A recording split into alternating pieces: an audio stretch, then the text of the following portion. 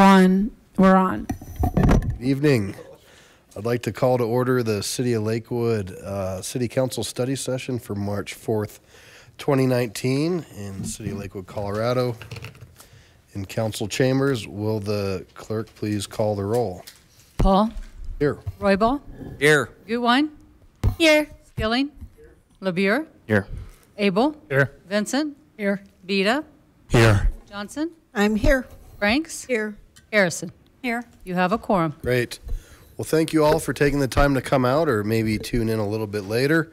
We have 2 items tonight. One is really just a presentation and educational opportunity for the City Council as well as the community to better understand our sidewalk prioritization program. And then the second is part 2, I think, of our development dialogue, building and site design recommendations, which will give the council as a whole a preview, and we'll look for direction to staff to hopefully go forth with an ordinance to make some changes. So with that, I'd like to invite our Public Works Director, Mr. Jay Hutchison, to kick us off on prioritization of shared use path and sidewalk projects. Good evening. Thank you, Mayor. Good evening, City Council. This is an informational item that the City Council had requested, so there's actually no action being requested by city staff tonight. And I'm going to provide just a little bit of context as an opening because there are a variety of different ways that sidewalks and paths are provided in the community. And I don't want to infer by the title that we're going to talk about all of those in detail tonight. We're going to focus primarily on the things that the city itself controls, that you have complete authority over. So let me touch on the other 3, and then we'll get into the meat of the discussion this evening. One of the 4 ways that sidewalks and paths are provided is through land development. Land developers are often required to build sidewalks or paths. A couple of examples include Solterra in the southwest part of town, and then in the northeast, the Westline Flats project that occurred not too long ago, and many others around town that I'm sure you can think of where a developer built a walk. And they do that at their expense. But because they do it at their expense and with the development, the timing is outside of the control of this room. The second way that this happens often is with in conjunction with a major roadway project. An example of that would be the Wadsworth improvements that have occurred over the last several years from 14th Avenue going south to Highland Drive. The whole roadway was rebuilt and paths were created on each side that weren't there, at least not consistently, prior to that project. So while ancillary, they're an important feature of the transportation system, and so that also contributes to the development of the network. Again, the control of the timing of that really is driven by other things other than just decisions made in this room. And the funding often comes from multiple places, and in this case it did. There was federal money, state money, and city money involved in those projects. The third method that the bike path or the shared use path and sidewalk network is increased is through specific grants that are just for those kinds of purposes. A couple of examples of that include some block grant money that's been used in the past, which is federal money, as you all know. A couple of examples include the east side of Pierce Street north of Colfax and the east side of Lamar south, or actually both sides of Lamar between 13th and Colfax. And in that case, the timing is controlled to a large extent by you all in the prioritization, but there's a separate prioritization process for block grant money. It's separate from your normal budget process, although it's included in your normal budget, and it's not the prioritization process we'll be talking about tonight. And it's federal money, so it's got some other requirements attached to it. There is also the Neighborhood Participation Program, which is your program and one that you control, but the money's used for a variety of other activities as well. There was a path built on Robb Street near 18th Avenue here in the last couple of years that was paid for out of the Neighborhood Participation Program, but that has to be prioritized with other things that meet the goals of that program specifically, which are much broader than just sidewalks. So that brings us to the 4th category, which is the topic for this evening. In the Capital Improvement and Preservation Program, you have for several years allocated a certain amount of money annually for these kinds of projects, specifically for sidewalks and shared use paths. That's the funding that we're going to talk about, how the prioritization process unfolds over the course of a year or a couple of years. Today, that's about $500,000 a year. It's been different amounts in different years. In really tight times, the program went away, but it's come back. It's one of those things that the council has shown an interest in over a long period of time. The information that you hear tonight, and including what I've just said, has been available as usual on the website for about the last 10 days. And there's really no request of council, as I mentioned earlier. And our main presenter this evening I'd like to introduce is Ann Hine, the city engineer. Thank you. Good evening, Ms. Hine. Thank you. Good evening, Mayor and City Council. My name is Ann Hine. I'm the city engineer. The engineering division manages this program, but as you'll see, there's a lot of input from council members, from the public, and from other staff members.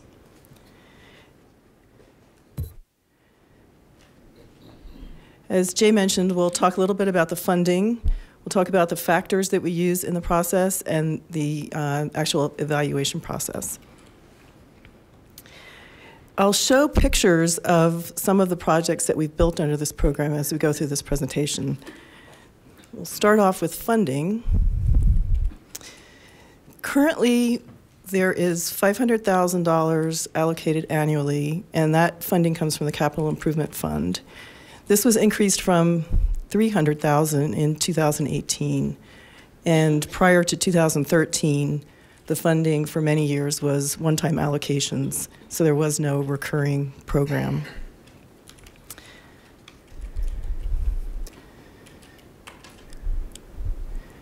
The first step of the process is a lot of public involvement from City Council and from residents around Lakewood. For many decades, we've compiled a list of requested locations for sidewalks.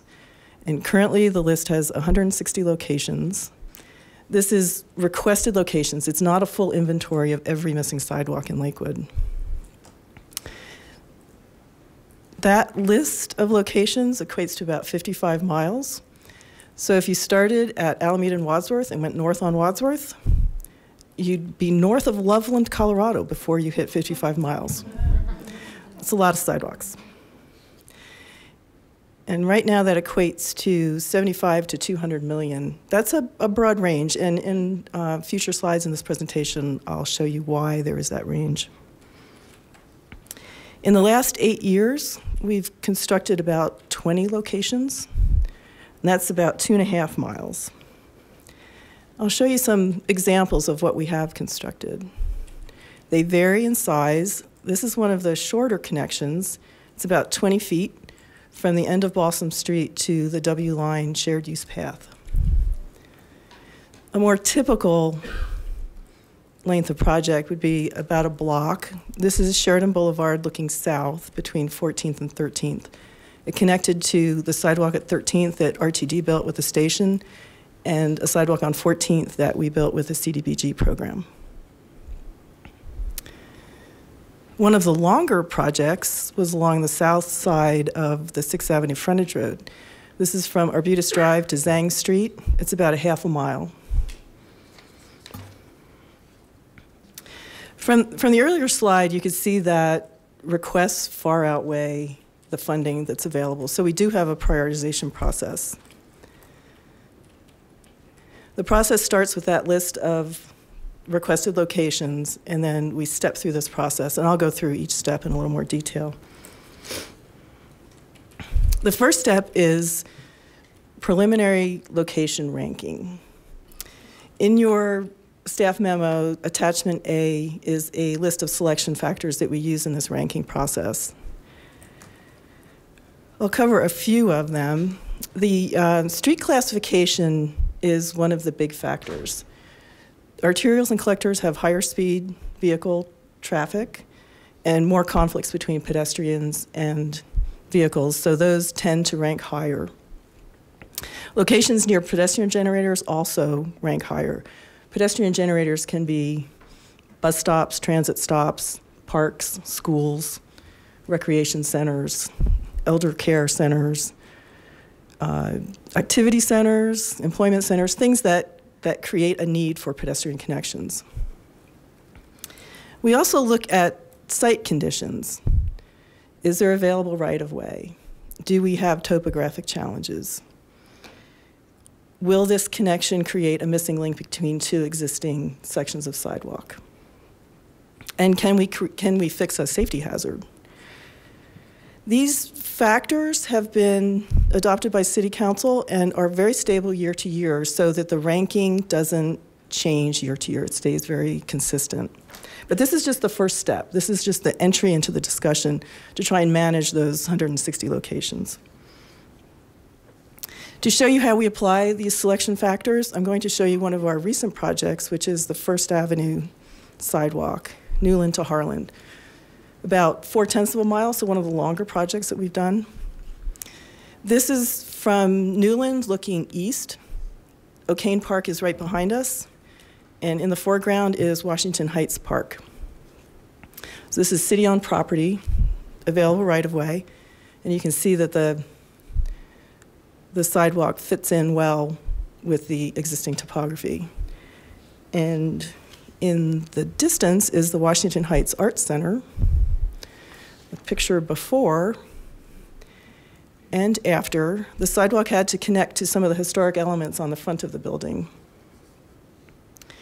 Further to the east, we had some single-family homes with existing fencing and driveways, and in the foreground you can see a roadside ditch. We installed the sidewalk with a drainage system. That dark slot towards the right of the picture is actually an inlet. And we integrated the sidewalk into those existing yards and driveways. Further to the east is Mapleton Care Center, and the new sidewalk integrated into their parking lot so that their parking lot circulation still worked. And then at the very east side at Harlan, we had a commercial business, but we also had an opportunity. This signal needed to be upgraded, and the Transportation Engineering Division had funding, so we were able to combine funding and make the sidewalk connection work with the new traffic signal. So after we've ranked our list, we have a multi-departmental team that joins in an evaluation. You can see the departments that are represented in this team. This is a tabletop exercise looking at each location with aerial mapping, and we take input from all the different departments to see if there are things that would change the location ranking. Then we decide on the top several projects, and we work through conceptual designs. These are still on aerial mapping. We don't have survey at this point, so we're looking at horizontal layout with alignment, those kinds of things, to see if the project makes sense. Then we reconvene the multi-departmental team, and we go out on each site and actually look at the conceptual design in the field. And this helps us see things that we can't see in the aerial mapping. For instance, when we visited this site, which is existing right-of-way at Virginia between Queen and Quail, we noticed this pretty heavily used footpath. It's a great connection between the two neighborhoods, and there's a school right behind us. So we moved that one up, and we built a connection. This one was interesting. It did have, it's right-of-way, but there's no street, so we're working against side and backyards. And at Queen Street, we had a connection with the crossing of the ag ditch that was on private property that we moved onto public property. Once we've determined that these sites are physically feasible, we do conceptual cost estimates. These are all the costs that are needed to build the project, so construction of the walk and other things that are required. The costs vary dramatically. This is an example of an 8-foot path on the west side of Kipling. It was built in existing right-of-way. You can see that it meanders around some utilities, but it fit in fairly well with the topography. This was built for less than $150 a foot. In contrast, the next one I'll show you was 4 times that, over $600 a foot. This is the connection between Union and the Federal Center Station, just north of 200 Union, between the new First Bank and 240 Union Restaurant. This is looking west to the Hawk Signal, and then looking east to the station. You can see in the middle of the picture some of the pedestrian level lighting that we installed with this project. And this did go through private property, so easements were required. And the station is lower than this site. We had to build a series of retaining walls and stairs and a ramp with the same fencing that RTD had used in the station. The public art was installed by RTD. It's called Color Field. It was installed after the project was finished, and it was not paid for by the sidewalk project, but it integrates well with what the sidewalk project built. Based on all the input, we come up with a list of recommended locations. And we're including another public outreach point that will include notification of property owners and residents within 500 feet of each location and neighborhood organizations within 1,000 feet of each location. We'll ask for input on each location. And then we'll use that input to finalize recommendations to City Council for approval in the budget process. There are 2 projects currently in the budget. The first is a shared use path connection from Estes to the Garrison Station on the north side of the tracks. This is from Estes looking west. And then this is at the station looking east. The path will actually connect to the platform level at about the middle of the picture.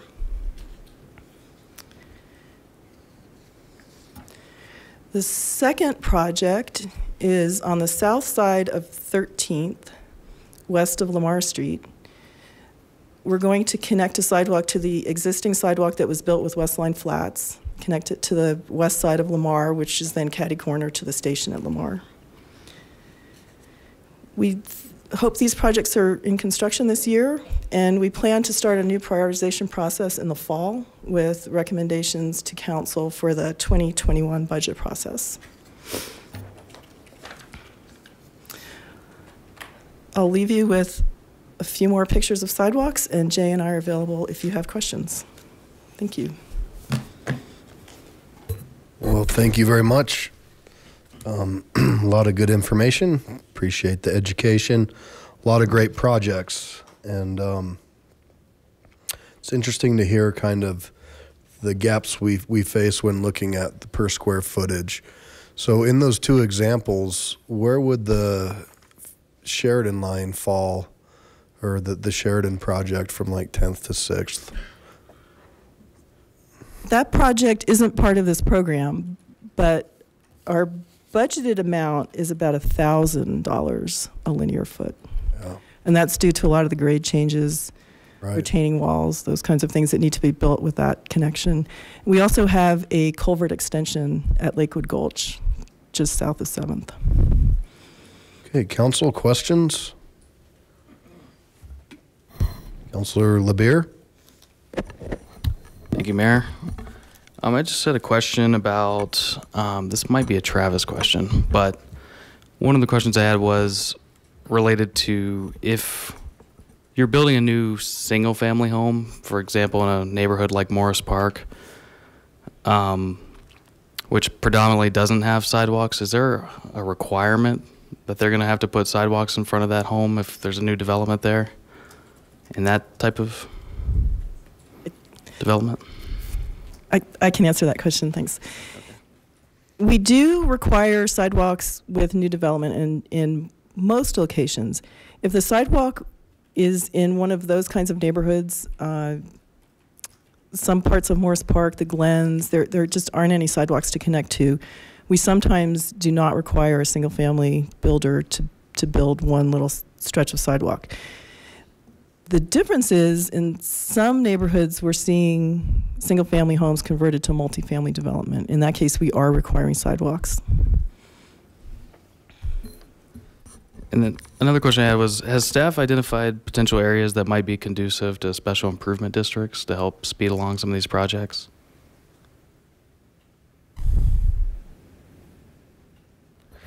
We haven't looked at specific locations for special improvement districts. That's an option that can be looked at for a variety of reasons. Those can be defined in a variety of ways.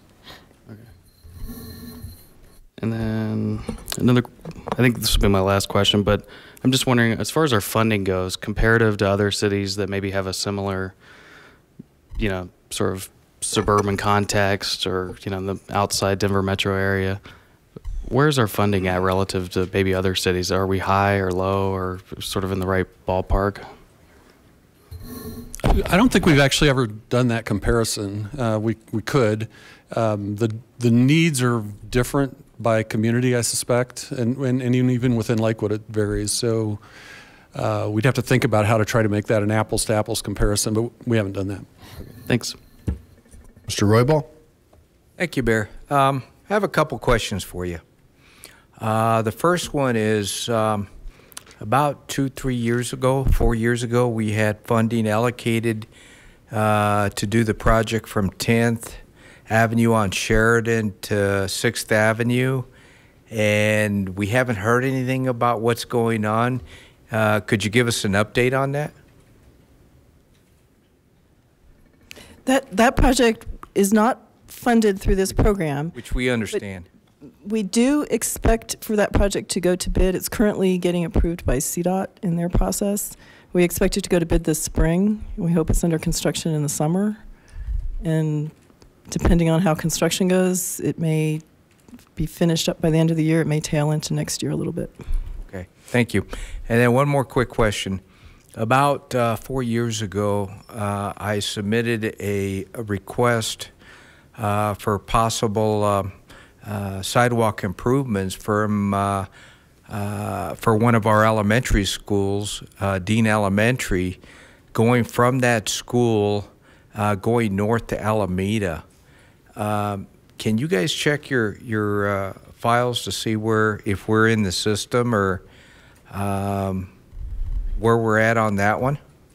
So that's Harlan Street, east side, Dean Elementary, north to Alameda. It's on our list of requested locations. Okay, thank you. Ms. Johnson? Thank you. I sure appreciate all that goes into these sidewalks.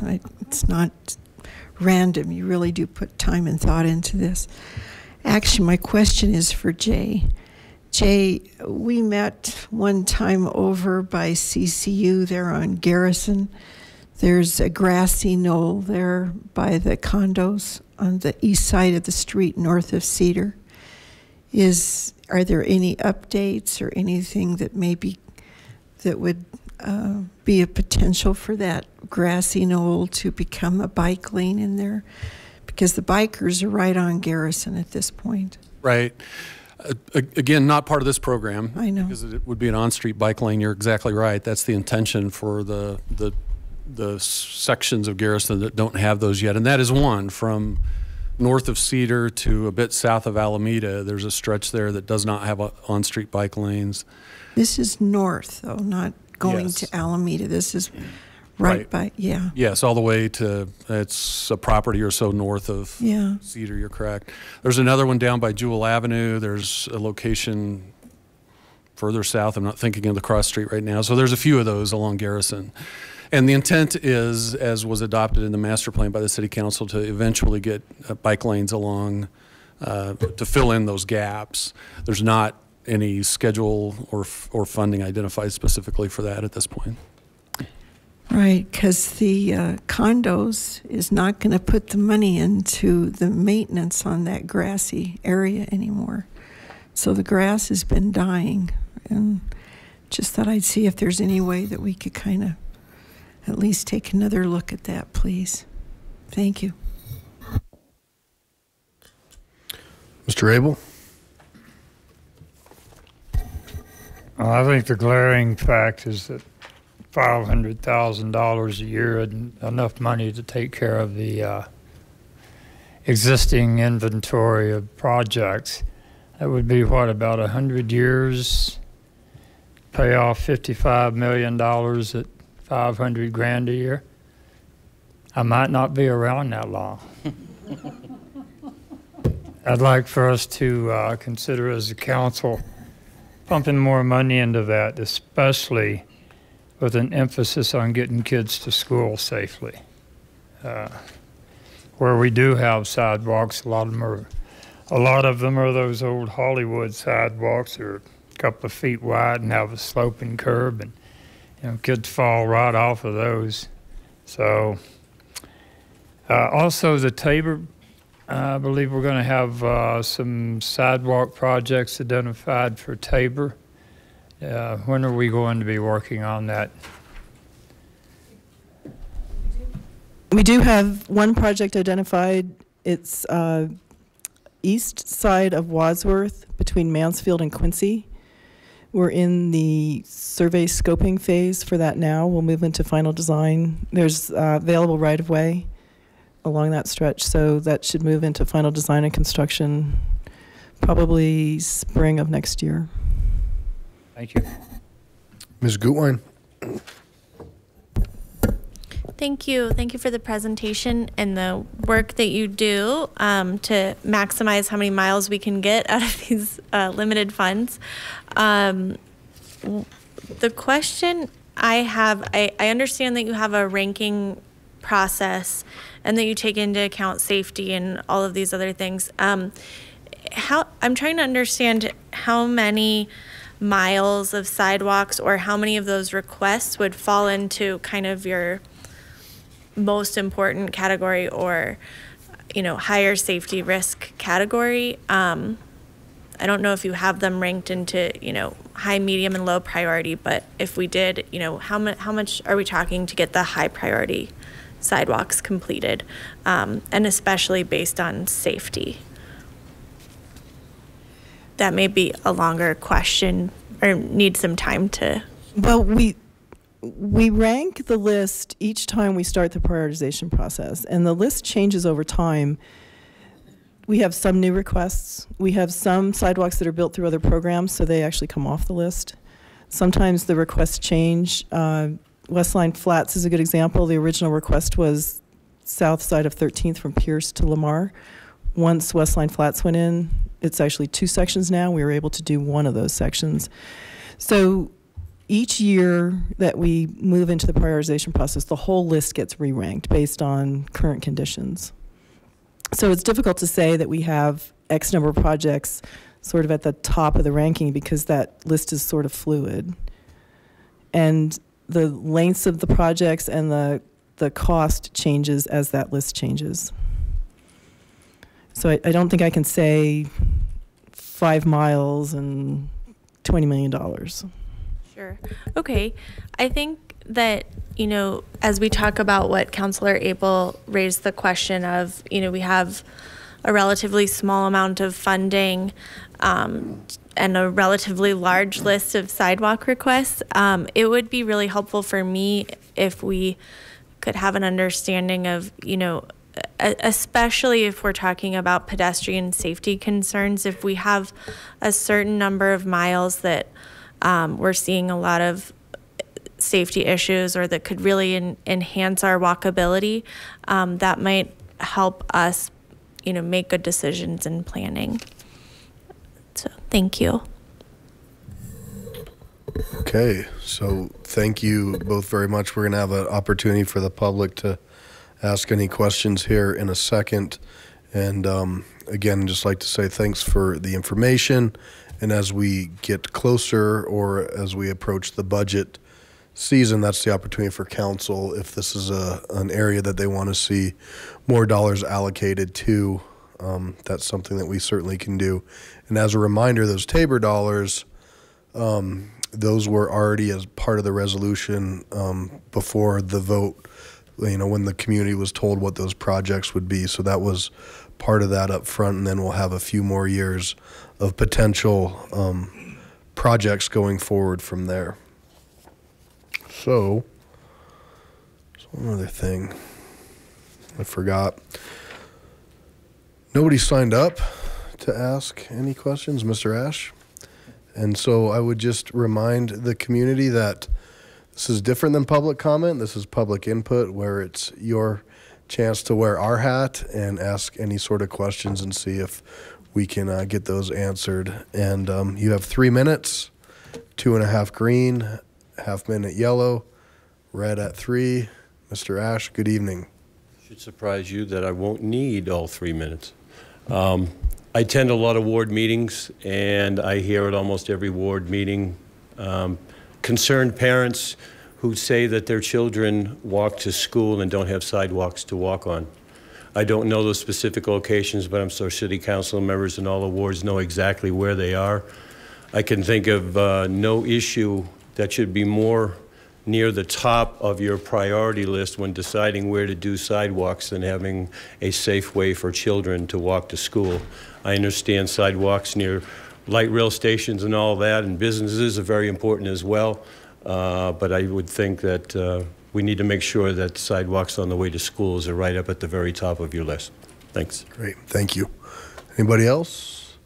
All right, seeing none, we'll close. And I remembered what I was going to ask, and that was, we did inject maybe $2 million, a one-time $2 million increase a few years ago. Is that?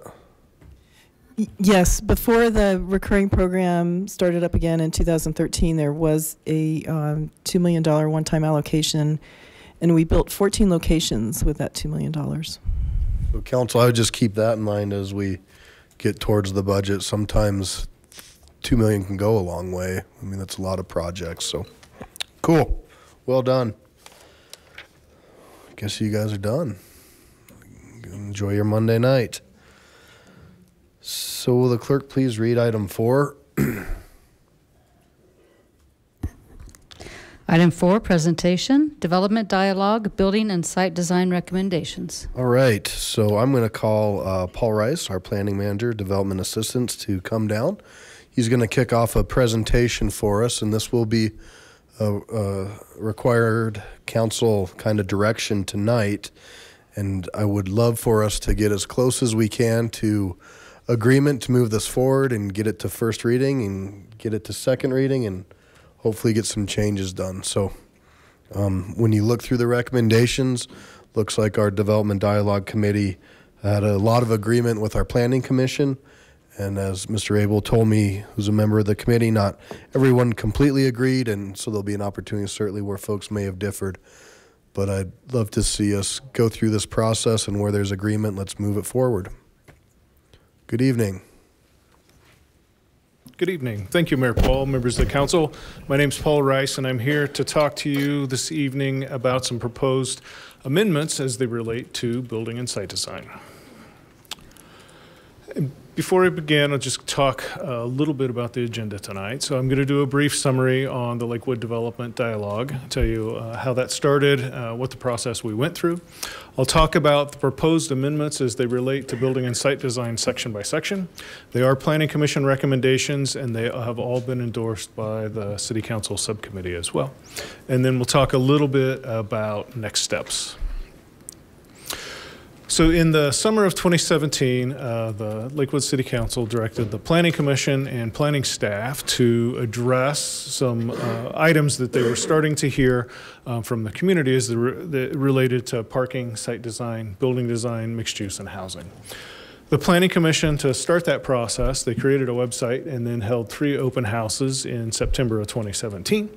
And out of that public process, they came up with 26 kind of to-do items. So they've got 26 zoning items that they categorized into those 5 categories. And they went to study sessions on each of those zoning-related topics for parking, site design, building design, housing, and mixed use. At the end of the kind of the study session process with the Planning Commission, they went to public hearing in early 2018. There were 3 public hearings. They actually held one on parking. They combined housing and mixed use and building and site design. Since that time, the Lakewood City Council chose to create a subcommittee to look at the Planning Commission recommendations. We've talked a little bit about mixed use, and we're on the kind of second topic this evening to talk about building and site design. So the first recommendation to come from the Planning Commission and the subcommittee is to create a design review committee for the city. That design review committee would not apply to all city projects. It would be targeted to select neighborhoods or zone districts, depending on what council decides. The initial recommendation was that we amend Article 2 in the zoning code. I've actually had some further discussion with the city clerk, and she is looking at consolidating boards and bodies into one document within the municipal code. And so most likely you'll see that if a design review committee is recommended to be created, it'll probably go in the Lakewood Municipal Code. However, before I get to the Planning Commission recommendation, what is kind of the role and function of a design review committee? You'll also hear them referred to as design review boards, architectural control committees, so some different titles and so forth, but they all kind of have the same function. And they look specifically at site and building design as it relates to a structure. So they're not reviewing zoning, i.e. heights and setbacks and open space requirement or land use. They're looking at what the site actually looks like and what the structures that go on the site look like. We have two design review committees in Lakewood, one over at Belmar and one at Denver West. Those two committees are made up of a representative from the property owner / developer, as well as 3 design professionals, planners, architects, engineers, and city staff sits on both of those design boards. So how would a design review committee fit within the current development review process? It actually works fairly well. Typically, when a developer looks to develop in Belmar, Denver West, they actually approach the property owner. So there's got to be a deal made. And then once they get into that design review committee, these two bodies are both external from the city. Then they come into the city and start their process. And we have a kind of a 2-step process, a pre-application and a formal. And that design review runs concurrent with the city process. In fact, it rarely adds additional time to the review process because they do move concurrent. So one of the things with design review committee on the decision-making part is their decisions are final. So if they require a certain amount of red brick on a building, that's what the project has to include when they come up with their final building design. And so that was the Planning Commission recommendation. There was some additional discussion with the subcommittee about an appeal process. So if this decision-making body has a final decision, how do you appeal that, and why might there be an appeal? Primarily 2 things. One would be kind of a design aesthetic. So if a developer is looking to provide a certain theme or a certain type of building architecture and the design review committee pushes them somewhere else, they may have a difference in opinion in aesthetic taste. The other thing could be cost.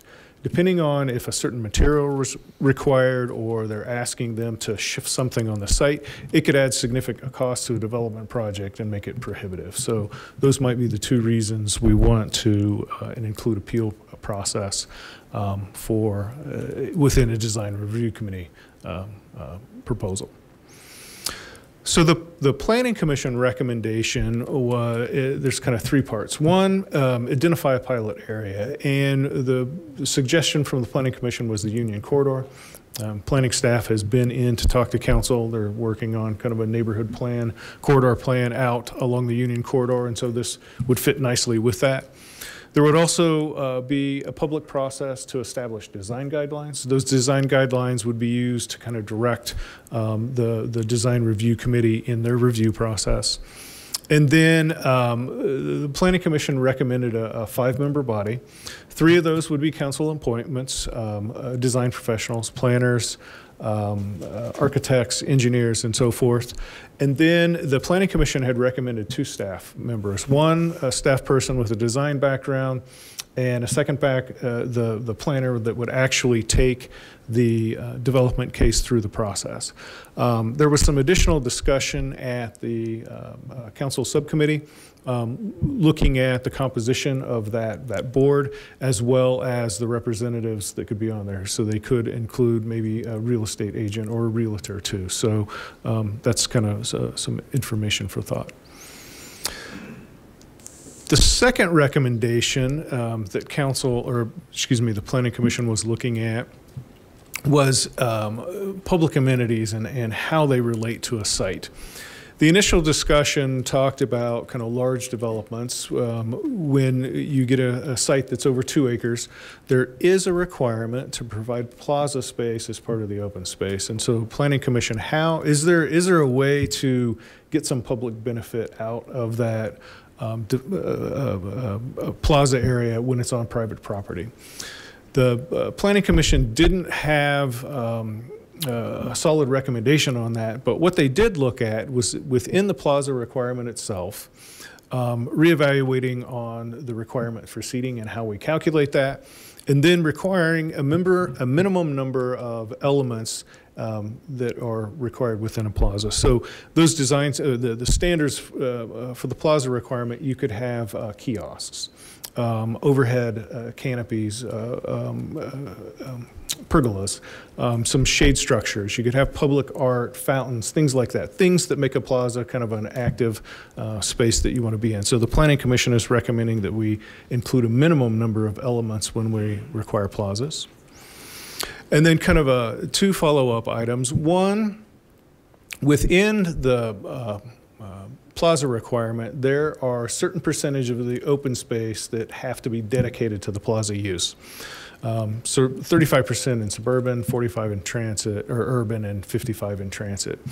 The council subcommittee asked staff to look at best practices, see what are the best practices when requiring a plaza, and then if our percentages are correct.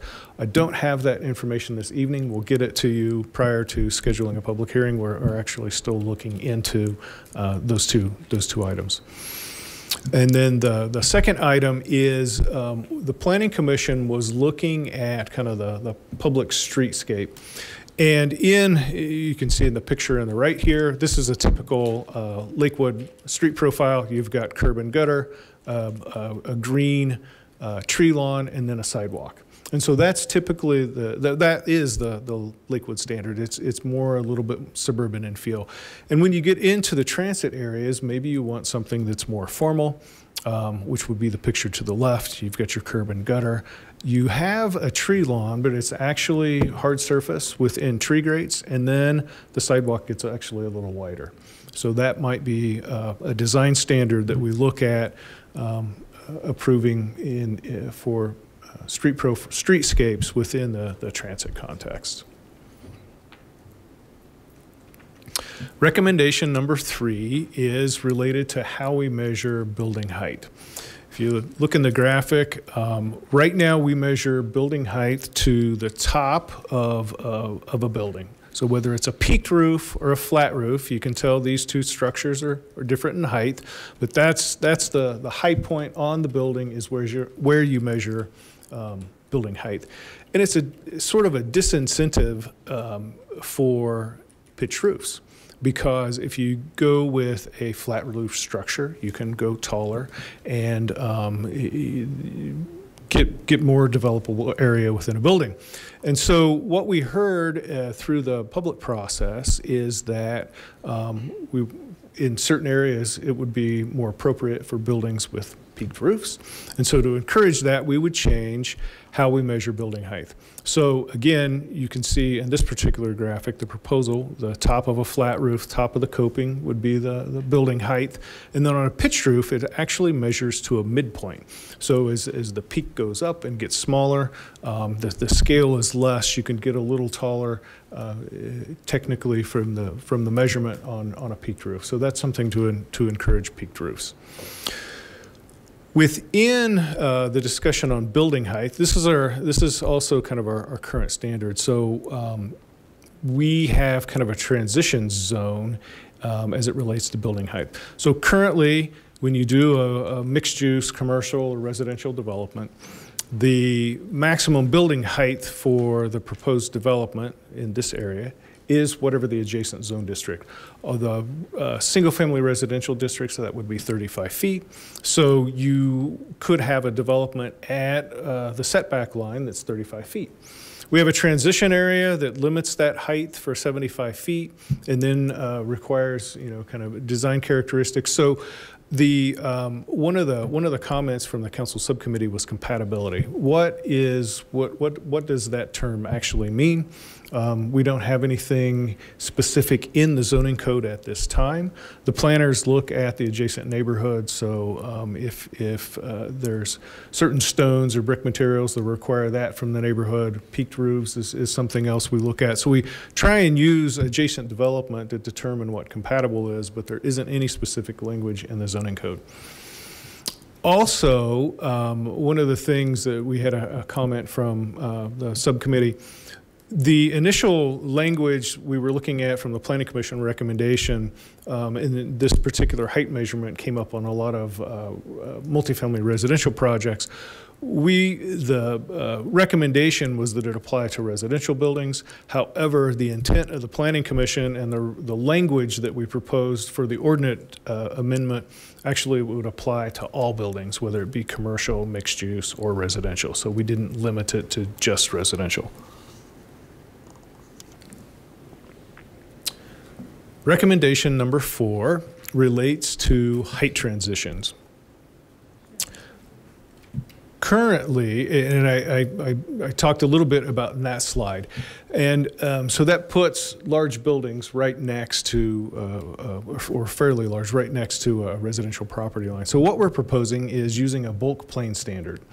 And what that means is for every vertical foot you go up, you move into the site 1 horizontal foot. So if you were to propose a 60-foot tall building, that means you have to set it back from the property line 60 feet. And it's essentially a 45-degree plane that kind of controls how tall the building is, and so it pushes development away from the edges. Recommendation number 5 is providing for a building step back within the Build 2 zone. So currently, in the mixed use designations, we have a Build 2 zone, and what that means is your setback varies a little bit. It can be typically between 0 and about 25 feet. And so if you were to be in a zone district where you decided to build a building right at the back of the sidewalk, i.e. 0 feet, and your height was 60 feet, you could go 60 feet at the street edge or the back of the sidewalk up on all the stories on the building. So you get a full building edge with 60 feet in height. What we're proposing is to kind of open the pedestrian environment up a little bit, allow for some sunlight into the site and so forth. And so at 45 feet, requiring a building step back. That step back is a dimension of 10 feet. So every 45, or the first 45 feet you go up, you would step back 10 feet. It kind of reduces the scale and the impact of the building. And then for every additional 30 feet up, we also have another 10-foot setback. So those buildings would step back away from the street as they got taller. Recommendation number 6 is to amend the setback requirement in the residential multifamily zone district, the RMF. Essentially, in this particular graphic, if you look, this is applying the setback. There's one standard. The front setback is 25 feet. And the mixed-use districts, as I mentioned, had a range from 0 to roughly 25 feet. And so if you apply that 25-foot setback within the RMF district, this car is actually driving on the street. And so this building is 25 feet essentially from the back of the sidewalk. That dark line represents 2 feet back from the sidewalk, so that's 25 feet. In areas where we want to provide on-street parking or require on-street parking, what that 25-foot setback does is it continues to push the building back. So you can see here, the same building, requiring on-street parking pushes the building back further into the site. And so the step back that is required here is essentially the width of the on-street parking. And so our proposal is to provide a range in the RMF district as well. So the front setback would be 10 to 25 feet, And that 10 foot is a minimum where you could get some landscaping and a second row of trees, and it still provides some separation from the sidewalk, so you can do some landscaping in front of the building. But it also does not penalize a developer for providing on-street parking as well. Recommendation number 7 is to allow solar gardens in all zone districts, excluding the commercial regional and the 2 light industrial zone districts. Currently, those 2 districts, their solar gardens are permitted outright, so you can do those as an administrative process. The proposal is to allow them in all the other zone districts as a special use, so it would require some public review and approval. And the intent is kind of allowing for community garden and ways to get access to solar energy if it's not site specific. Along with that, there's some proposals for some supplemental standards. For instance, we don't want to allow a solar garden and then have to plant trees all around the property edge and shade the solar panels, or put up solid fencing that does the same thing. So there are some changes that are being proposed in addition to the special use for some design characteristics so they don't conflict within the zoning ordinance. Recommendation number 8 is for an enhanced development menu, and I am going to sit down and let Jonathan Wachtel, our sustainability manager, come up and talk to you about the enhanced development menu. Thank you, Mr. Rice. Good evening. Mr. Wachtel? Good evening. Jonathan Wachtel, Sustainability Manager. Thanks, Paul, for giving me the opportunity to share this part, and then I'm going to turn it back over to him, but I'll be available for questions. So recommendation 8 is what we're calling an enhanced development menu. This is a new a tool for us if we put this in place that we haven't had in the past.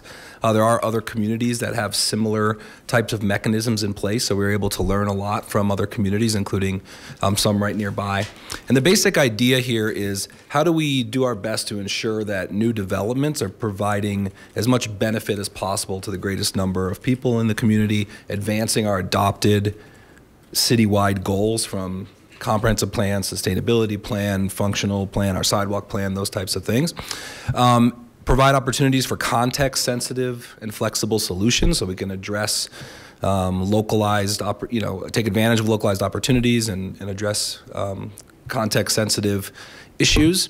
And it also, one of the benefits of this concept is it'll give us an opportunity to pilot some new ideas, because the basic concept is that applicable developments need to achieve a certain threshold of points, depending on the size of that development, from a menu of different building and site development enhancements. So none of them individually are required for any given development, but the sum total of those measures that they take from this menu, they will be required to reach a certain number of points. And so that gives both the opportunity to require a little bit more out of these developments to help make the community a better place, while also allowing there to be flexibility and have it make sense and be appropriate for that site. The general categories that we've created this menu around include measures that will help achieve our goals around energy conservation and water conservation, or renewable energy as well.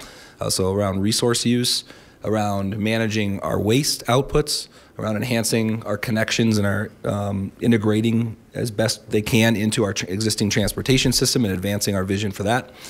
Elements that will increase community cohesion, public amenities, things that really are going to provide value for the community and for other nearby properties, and also around public health.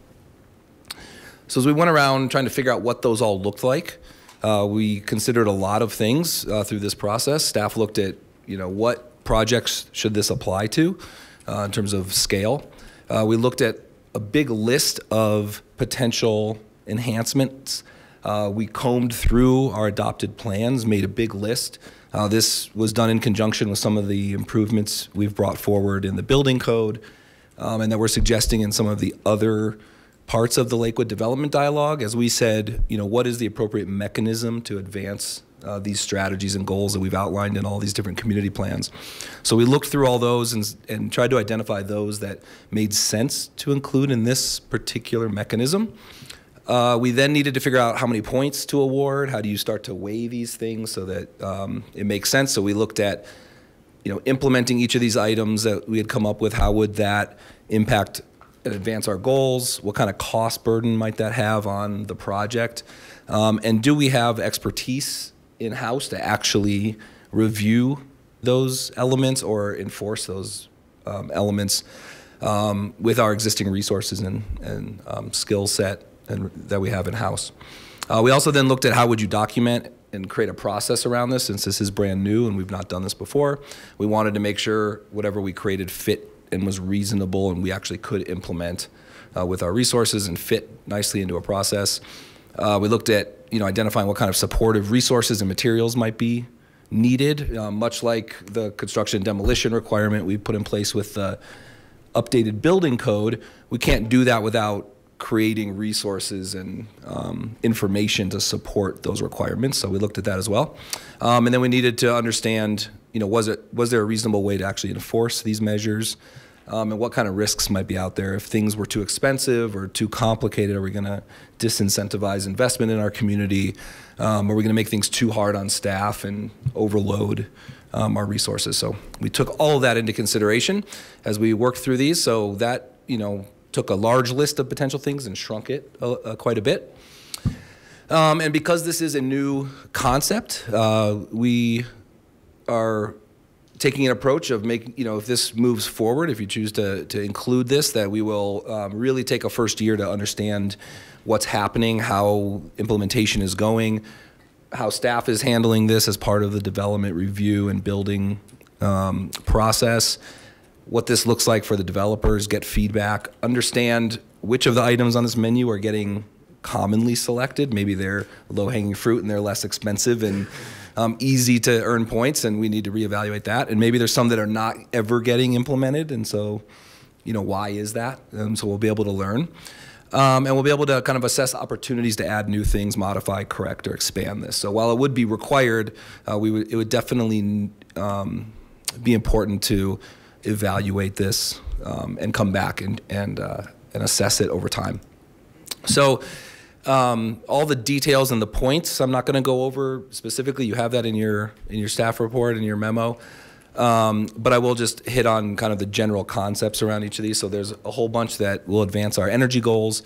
That includes adding energy efficient outdoor lighting, taking some extra steps to demonstrate passive solar design, looking at measures that can reduce urban heat islands, so white, cool roofs, things like that, different types of landscaping materials, including renewable energy, both on-site or off-site. Those are awarded different points, but whether you're actually generating renewables on-site or buying into a program like a community solar garden or wind source or one of those other off-site opportunities.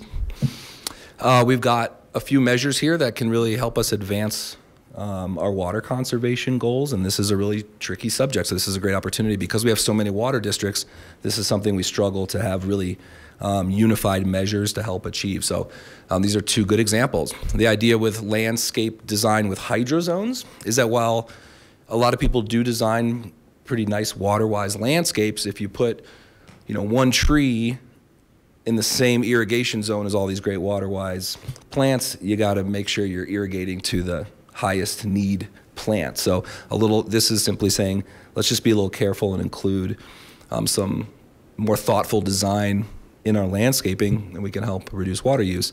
Kind of a next step up and a little more points would be water budgeting for outdoor use. This is actually setting a threshold that we're going to reach, 12 gallons per square foot, or some threshold to be determined on overall water use for the site. We have some measures in here around waste. So part of what we've identified as challenges with our existing infrastructure is how do you go back and help a multifamily or a larger development put in a waste stream when there's only one chute, when there's only one enclosure, right? There's just an infrastructure barrier there, even if a property owner wants to implement those things. So this is a great opportunity to try to get ahead of that and make sure infrastructure is in place. And this one is one of the examples where we actually will award points, or recommending awarding points for demonstrating that there's at least a 2-year service agreement already in place at the time of the certificate of occupancy to provide collection of recycling and compost waste streams. There's a whole bunch of measures at advanced transportation, from very basic, and you're getting the theme here that sometimes these are just design, one step in the design process so that hopefully we lead to better design, all the way up to pretty significant investment. So this is very similar. So at the very minimum, earn a couple points simply for including in your plan set that you looked at all of our functional plans to understand like how this fits in with all of our transportation system and how it's going to connect, and then points for adding amenities and various additional enhancements all the way up to, including much nicer, transit stops nearby and working with that system. We've got items around community cohesion, things like on-site food production space. We saw some great examples of communities that started incentivizing this. So a certain number of square feet per unit that has, ready to go community garden, but they're allocated to, residents of those spaces. And just by providing that infrastructure up front, it's all ready to go. They've seen incredible benefits and production. So public art. And then finally, kind of two important ones is we didn't want to create an additional burden if a developer was already kind of going above and beyond our standards. So if the development is already going to be going after certification through the U.S. Green Building Council and earning at least the gold certification under their LEED program, that's great. They won't have to meet these other requirements because they would surpass those. And that's even better for staff because that's a third-party certification. So while we do have some checks and balances to make sure they meet that, a lot of the burden then is on the developer and on that third-party certification. And then we wanted to create an opportunity to encourage innovation and try new things. So we were recommending the inclusion of what we're calling the open option. And the idea here is if there's something else that can be demonstrated by the developer that's going to advance these community goals, demonstrate a similar amount of cost and investment, that there's an open number of points that could be awarded. And we have that broken down so that if it's on the lower point total side, that could be approved administratively. But if you get over a certain number of points, I would need to go to Planning Commission so that there's accountability on how we're reviewing that. And that'll be a really good opportunity for us to try new things, right? And then we can come back after those review periods and add new things to this menu or subtract. And that's what other communities have done as well over time, which is really a great tool. We don't have a tool like that I'm aware of in our development standards. So the basic final slide I'll leave you here with is we would include a new article with a provision that developments at 20,000 to 50,000 square feet would need to earn 35 points from this enhanced development menu, and then projects over 50,000 square feet would need to earn a minimum of 50 points through the development menu. And that would be the article, and then the actual menu would be separate so that it was easier to adjust and revisit over time. So with that, I'm going to turn it back over to Paul Rice, and the sustainability team will be here if you have questions. Thanks. Thank you, sir.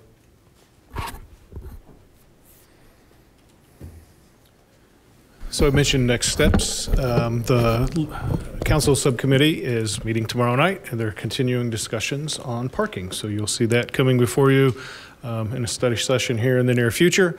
There is a council public hearing on March 25th for mixed use, and we'll look to, based on feedback, we'll look to get on the calendar, on your calendar, for building and site design as well. So staff's available for questions if you have any. Great. Thank you, Mr. Rice. Well done. I'm going to open the public input portion. Nobody's indicated a wish to speak. Is there anybody? Mr. Ditson, come on down.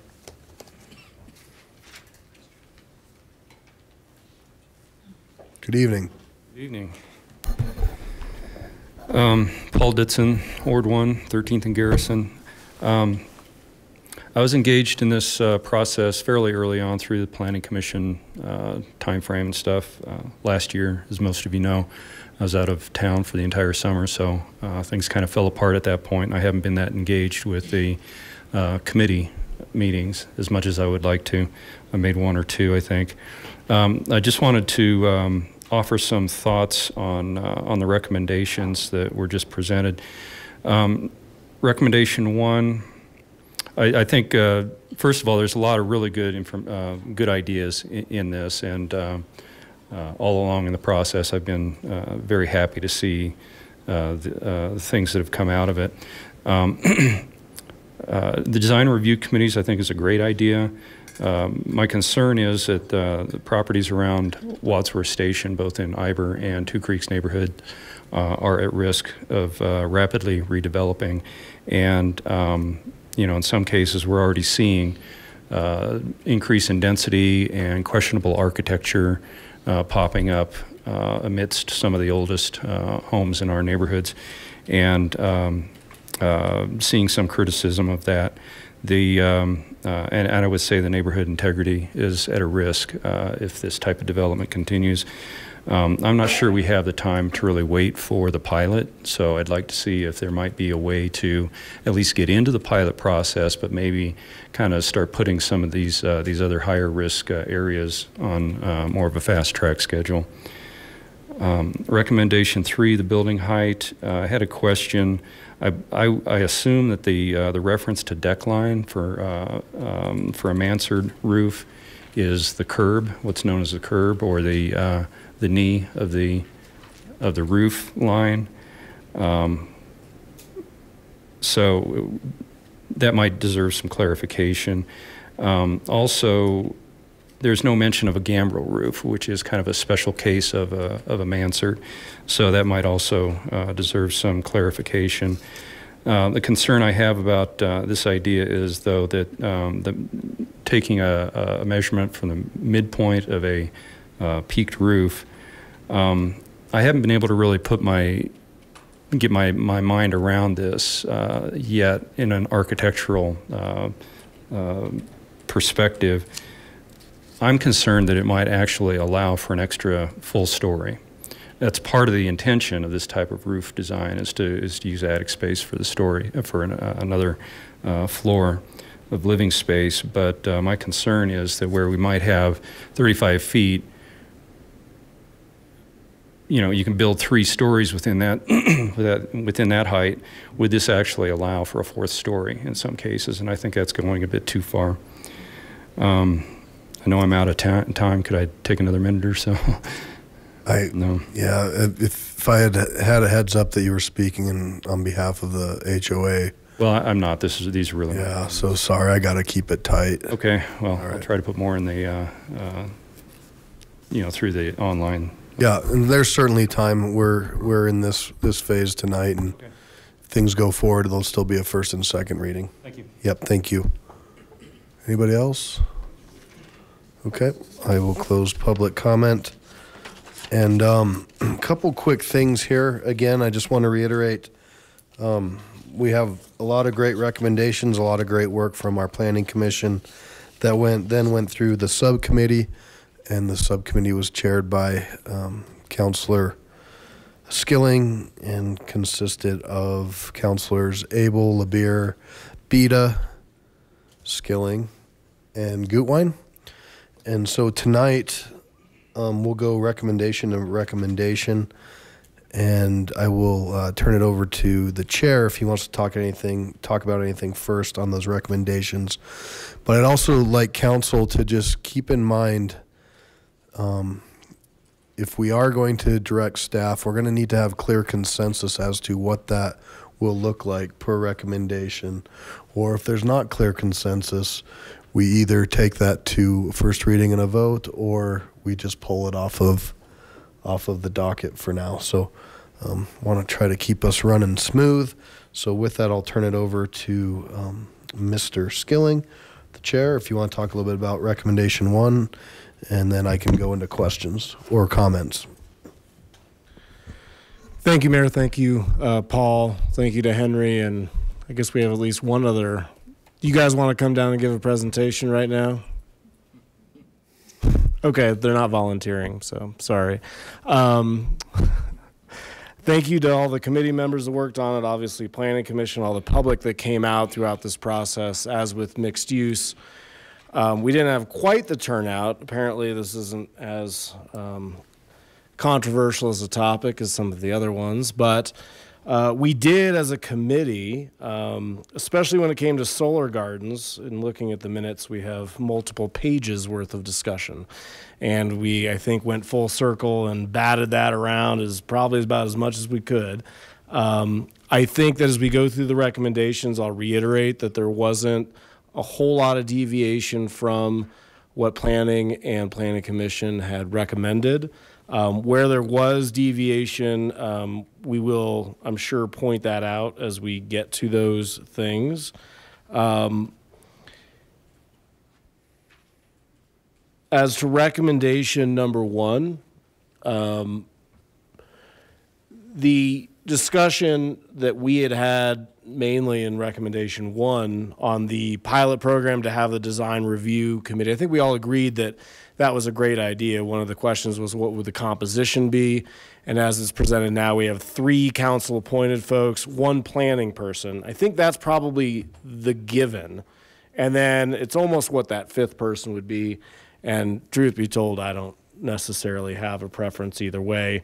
I tend to agree, I think it was Mr. Abel, but I won't put words in his mouth, that maybe it shouldn't be industry folks or anything like that to avoid any kind of strange conflicts, that it be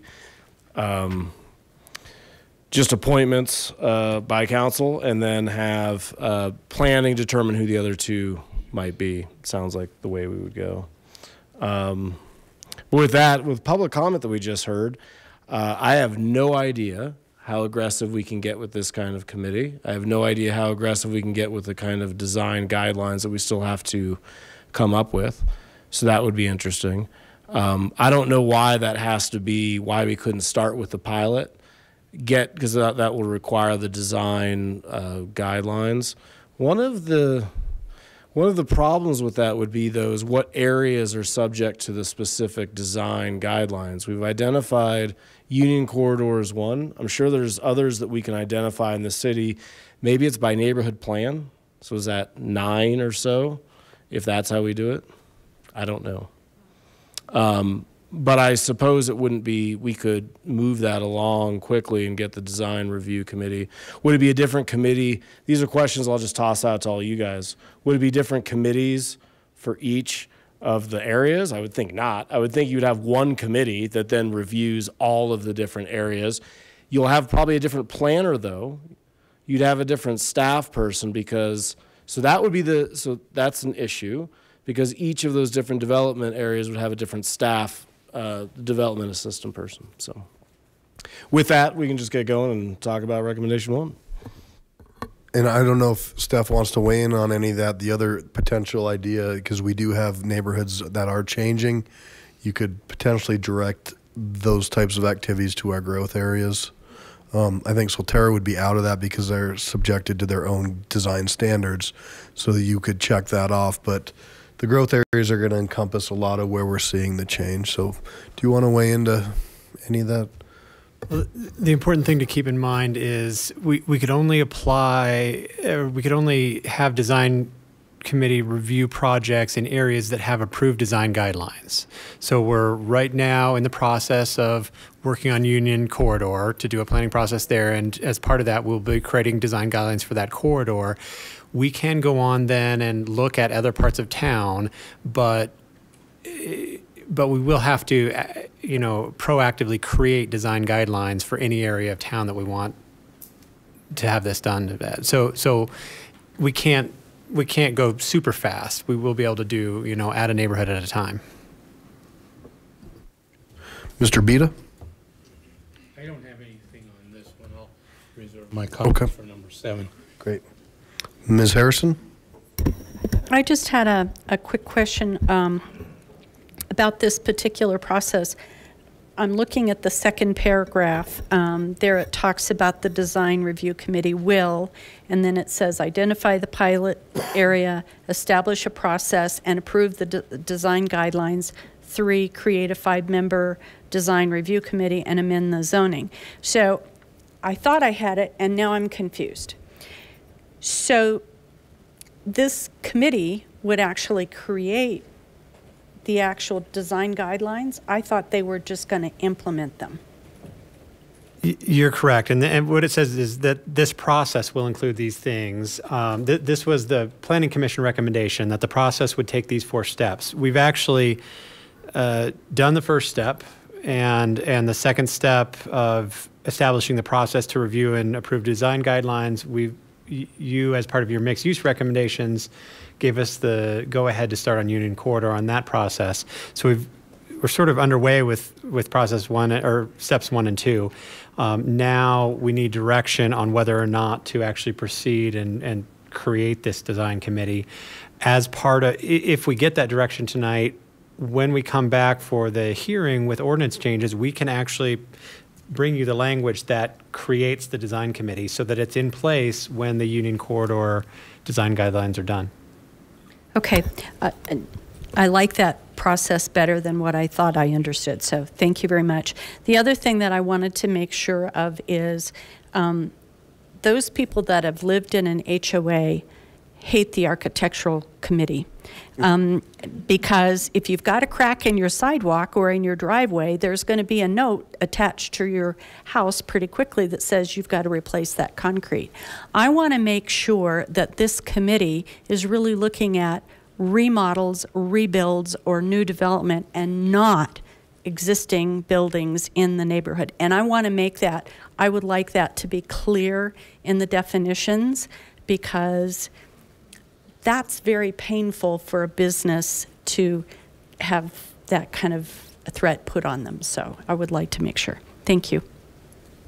Madam Clerk, before we go on, is there a way to turn up Mr. Parker's microphone? You're a little bit low for folks in the back to hear.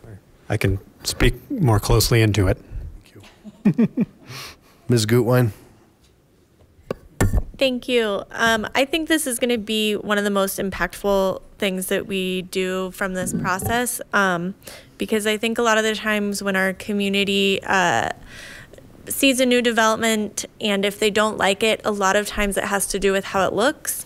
And so I think that, you know, doing this design review is going to be a really great thing for our community as we grow, and, you know, making sure that we all still love Lakewood. Couple questions. One is about the background of the member, the design review committee. My understanding is that most of these committees do have, or in other cities, most of the committees do have architectural backgrounds so that they can, you know, they have the experience needed to make these kinds of recommendations. Are we going, is the intent that we will require that they have a design related background, or is it possible that people could get on the committee that have no business being making those kinds of decisions, or no relevant experience? Generally, the language. Thank you. Generally, the language of these committees, when they're set up, requires a design background for application to the committee. Certainly, the council, when they're reviewing candidates, can determine how significant that background is, and whether certain things count, or whether you have to have an architectural degree, or whether a passing interest in architecture is sufficient. Okay. Thank you. Well, I do think that it is important that we have relevant background. I also think that, you know, we don't want to give the perception of a conflict of interest, and so somehow if we can also balance that, you know, to ensure that people, maybe they don't generally do business in Lakewood, or I'm not sure how we can accommodate both of those things, but I believe we can.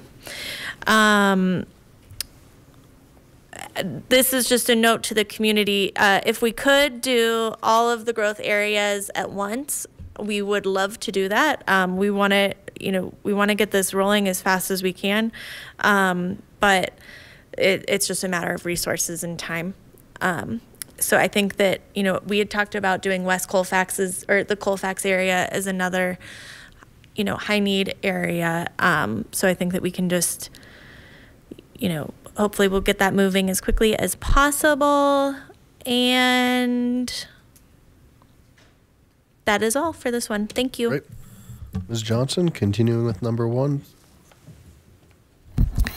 Thank you. Dave, I'd like to thank you for all the time that you've put into this committee. This is a tough committee to sit on.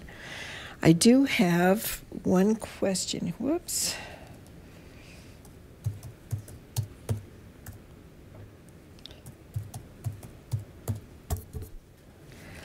Under the planning committee, we've got 3 council chosen members with building design related backgrounds. And I would just like to have some guidelines for city council that is going to be selecting these people. I guess like Charlie, I have concerns. The reality is that campaign money gets involved in some of these decisions. And I want to make sure that that's addressed ahead of time, so that we don't have the wolf guarding the hen house on this. I'm not sure how you want to codify that, but that's an important thing for us to be looking at. That's all I have to say on this particular item. Thank you. Ms. Franks? Thanks, Mayor Paul. Well, I think my understanding is that then the intention is that however we decide on the criteria, the 3 council chosen members would be going through the screening committee and then would follow that same process. And have we thought about term limits and how that might rotate? Because it's hard for me to know how if we set up a single committee, it seems like it would live on for quite a long time, but if we had them where they were just neighborhood specific, they may have a shorter duration. Have you guys thought through that piece of it?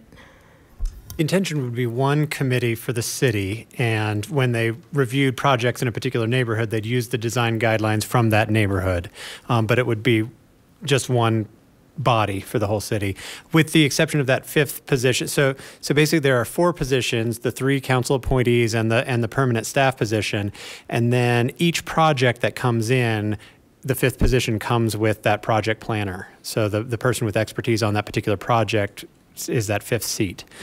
Does that answer your question? Yeah, and like 3-year terms, some type of a staggering to ensure that we get some kind of a cyclical mix. Okay. Exactly. And the other thing that I wanted to, I don't know quite where I land on this, obviously building and design related backgrounds. I'm not sure in my own mind right now if I think that means a formal education in that. I know folks who have, as their second career, have attended courses, have volunteered, have traveled the world, have gotten that. So I don't know that I necessarily know that at this point it needs to be a formal education. It certainly needs to be someone who knows more about it than I do from my standpoint, but I want us to be at least open to that. I've met people in my life who are self-educated in a variety of things and are absolutely impressive, and so I don't know that I necessarily want to take them off the table. So I think we need to be cognizant of what we're looking to accomplish, and does the person's education or life experiences, self-study, does it accomplish those things? So I'd just like us to be open to that. Thank you. Ms. Vincent, then Mr. Abel. Okay. I am all for moving this forward, and I think you did a great job. But what we heard in public comment today is also what I have heard for probably about the last year, about all the changes that are going along that Colfax area and around the light rail. And it's happening, and it's happening very, very fast. I mean, nobody can keep track of it. I mean, signs are going up, things are getting scraped. So I'd really like to move this as quickly as we can, because it's a very important piece. And we had one comment, but there have been very many comments. So thank you. Mr. Abel? A couple of things. First of all, I have been smitten. I didn't say that we didn't want professional people on this committee. I said that it wouldn't be a good idea to have developers on this committee guarding their own bottom line. We certainly need architects and people with some taste. Tell you what, some of the architecture we're getting these days is leaves a lot to be desired. There's a place over on Nelson near Colfax that's probably 30 years old. It's a senior citizens residence now, and it looks just like the brand new Oak Street station apartments going in next to it. So I don't see any advancement in design. Nonetheless, we do have to have some professionals on this committee, and I'm sure that we can come up with that mix. I agree with Mr. Ditson that a lot of things are falling victim to development without these design standards, and every time we lose one, it's gone. We don't get it back for 50 or 60 years until the next redevelopment cycle. And I do believe there needs to be an appeals process. I believe there was consensus of the committee that folks who think they're doing it properly and don't feel the decision was quite well thought out should have that avenue. I think we should also consider the neighborhoods that perhaps there should be an appeals process if the committee approves something that would be outrageous and wouldn't fit with the character of the folks already there. So thank you very much. I think this was one of the easiest things we tackled. The Planning Commission came up with some very good guidelines, and we just you know, threw on some afterthoughts. So thank you. Mr. Skilling? I think I misspoke when I said that earlier about professionals. It was more of the conflict part of it, that you wouldn't have folks that had some direct type of interest in the development controlling what said development looks like. So yes, that's what I meant by that, not having professionals. The appeal process, I don't know if we've, in Paul's presentation, I don't know if we fully talked about what that appeals process would look like, but in our minutes, we did say we would defer to City Council on their ideas of what an appeal process would look like. I suppose it would probably almost necessarily go to Planning Commission as an appeal. I mean, that's certainly step one, would be Planning Commission. They hear all the other appeals. I don't know much about boards and adjustments, if that's something that they handle. That has a lot more professional, I shouldn't say that. I don't want to say that. But that is that's a more specialized board, unless I'm wrong. Maybe they're better suited, but one of those two boards, right? So that would be something we need to come up with right now, because that's one of the blanks that we have to come back on first reading is what do we fill in for the appeal? And I would suggest that we do either Planning Commission, or if that's not the appropriate, let's discuss it now. Yep. I think that probably makes the most sense. Mr. Abel? I was just going to concur with that. It's Planning Commission's role to serve as appeals of most of the decisions. Okay, so I'm getting a consensus that that would be the Planning Commission. And I would just echo too, you know, we have experience with this. We do have a couple architectural control committees, or, you know, boards that we work with already, and they seem to work pretty well and can be challenging, but work well. Ms. Hodson, did you need to add something, or? Okay. All right, so can we wrap up one? Is there consensus to move recommendation one forward? Okay, so we'll move one forward. Number two, Mr. Skilling.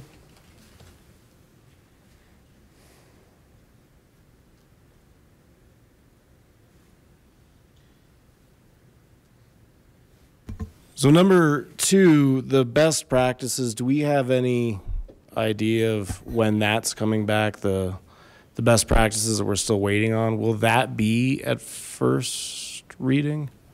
And can you give us a sneak preview? Yes, the intent is to have some information back to you with the packet for first reading.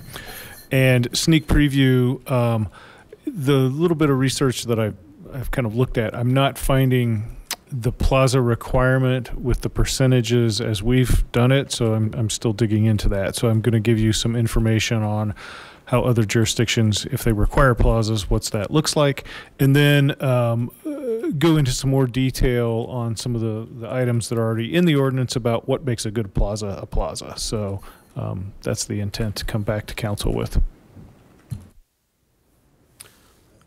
Any other questions on 2 or comments? Is there consensus to move 2 forward? Councilor Johnson, you have a question?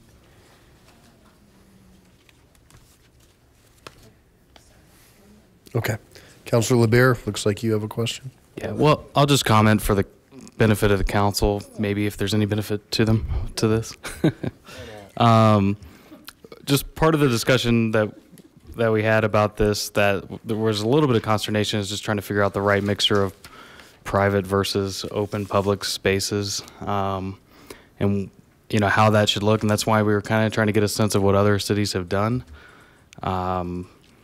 because obviously we don't want to hamper our law enforcement's ability to address issues on public versus private spaces. So we were just kind of concerned about what that mixture looks like and what the right role for us is to impose that type of requirement. So just wanted to give you guys a heads up to that, sort of some of the reason why I don't think it's firm at this point, but thanks. Thank you. Mr. Skilling? And if it makes it easier, I should have mentioned this at the top. The minutes that we're sort of referring to, at least in the subcommittee, is December 3rd of 2018 and December 17th of 2018. And you can go online and access those minutes or email me directly and I can attach those for you. But in the minutes, and I should give Laura all the credit that she gets on this, because she literally types out everything that we are saying.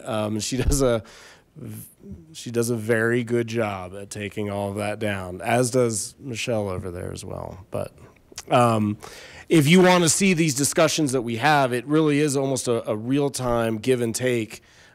Councilor LeBeer said this, and then Councilor Gutwein said that, and it shows the discussions that we had and the progressions that we went through. And I think those minutes are actually really valuable on a lot of these points. And you'll see when we get to solar gardens, the robust conversations that we have had. So if the public is, or anyone else is interested in seeing those discussions, those are there. Thank you. So is there consensus to move 2 forward? On my right? Down there, get some heads, maybe. Yeah. All right, there's consensus.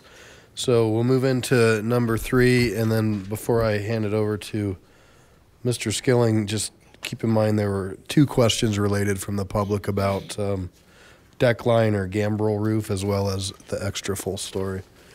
And again, this was endorsed by the subcommittee.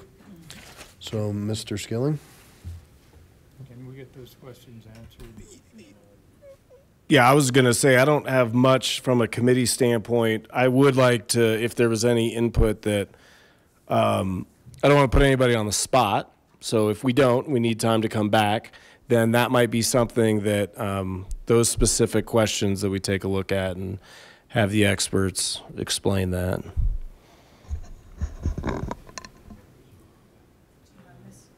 So the question was the measurement from the deck line or from a gambrel roof, if I remember that accurately. Okay, I'm getting yes. And then by taking the mid-peak measurement, does that actually allow for an extra story?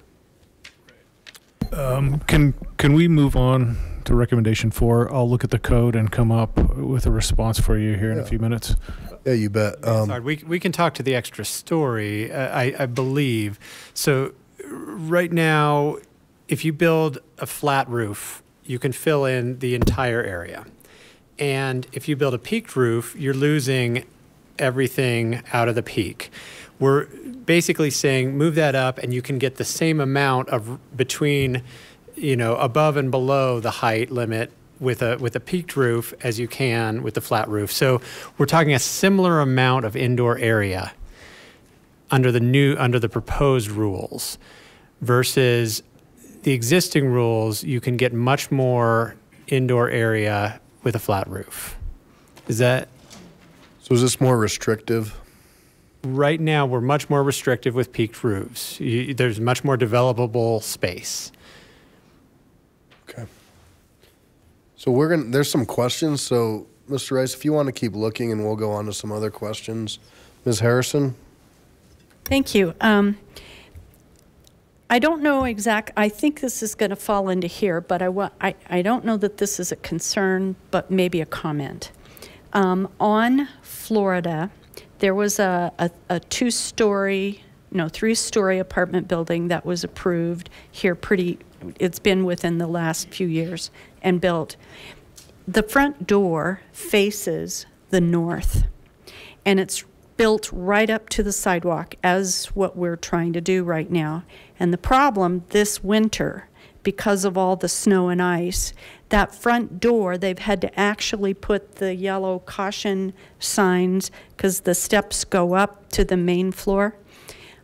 I really want planning to look at the plans as an architect brings them in and think about if the entrance is on the north and looking about snow and ice because of where the sun comes in. I'll tell you, these people are going to get sued one of these days. And then I think, well, anyway, I won't go there. But my concern is if we're not looking at that design and being more proactive in making sure that they've got a bigger porch, or I don't know what we need to do to protect against the snow and ice. But when the entrance is on the north side, in the shade that way, it really presents a real safety issue.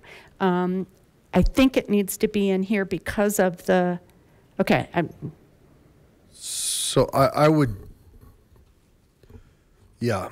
So this building height is under this. I don't know, if this is something you want to explore further, maybe just a conversation with planning first. That's why I said comment. To get a better understanding. Yeah, I just want to keep us that's fine. kind of with the recommendations. And then if you want to have that conversation with planning to get a better understanding of what the issue is. Yes, I will. Thank you. Thank you. Ms. Johnson? Thank you. I really appreciate the fact that we are trying to incentivize pitch roofs. Frankly, the other buildings are ugly. But one thing that makes me a little uncomfortable is that we are still trying to have higher density, a higher roof that will still accommodate that. I guess the input that I continuously get is the amount of density. And so for me, the goal is not to figure out a way to have a pitch roof that has higher density. Please keep that in mind. And also you were talking about the height transition, and you have a 1 foot to a 1 foot type of ratio as far as the setback, and then the height of the building behind it. Is that right? Hold that thought until we get to 4. Is that cool? Isn't that part of this? No, bulk plane is 4. Next one? The next gotcha. one, yeah. Okay. Thank you. Yep, thank you. Mr. LeBear? I'll try to make this quick. If you increase the angle on the roof, on the pitched roof, does that increase the level of where the midpoint is? I'm just wondering, I think that sort of gets to the heart of what some people's concerns are. Essentially, are we incentivizing having the steepest roof possible? So this measuring to the midpoint of the roof is basically industry standard. Most zoning codes do it that way, and it hasn't ever been a problem in my experience of people just suddenly building A-frames to try and get as high as possible. Okay. Haven't seen it. Got it. Yeah, that was my only question. Thanks. Mr. Rice? And I did find some information on the Mansard question. So essentially, the way the current code reads and the proposed code, the only language is we're striking the highest point of the structure, and then it reads the coping of a flat roof, the deck line of a mansard roof. And so if you know what a mansard roof, essentially it's two angles. So you have an angle and then you have an angle. And essentially the top part of the roof goes away, and that's the deck line. So it's to the big part of the roof, which is current code and proposed. And then it reads the midpoint of the highest gable of a pitched or hipped roof and any highest point of any other type of roof. So a mansard is a part of gambrel. Gambrel is kind of large. It's roof designs, and so it's not changing the standards with the proposal, except for the midpoint of a pitched roof. Thanks for the architectural lesson. Yeah. We're going to start watching This Old House, I think. Yes. All right. Anything else on recommendation number 3? Is there consensus to move that forward? Council, I need some help. Consensus? Yeah, got that? Councilor Roybal, get you engaged down there. Thank you, sir. All right. We're going to move number 3 forward. Number 4, I'm going to go back to Mr. Skilling, and then Ms. Johnson, I know you wanted to weigh in, so we'll go to you next.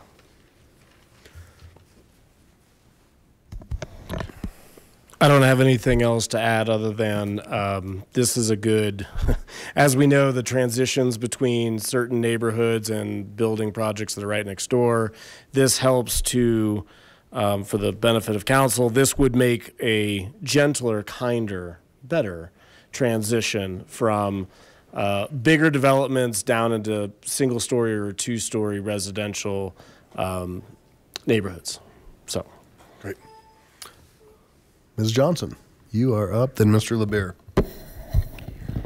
Thank you.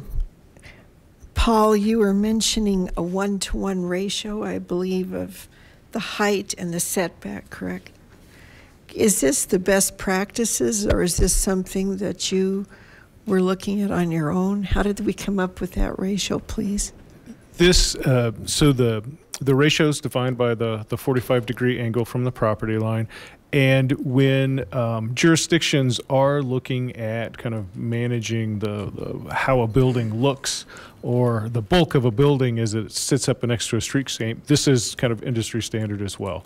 A lot of different jurisdictions use a bulk plane requirement to regulate building mass at a street edge.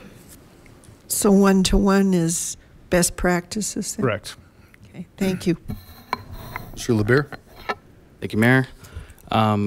Just for the benefit of the neighbors who've asked me about this particular issue, if these two buildings in this illustration, if they were side by side, would this bulk plane also impact the height or the potential height of a development if one was mixed use or one was multifamily and the other one was single family?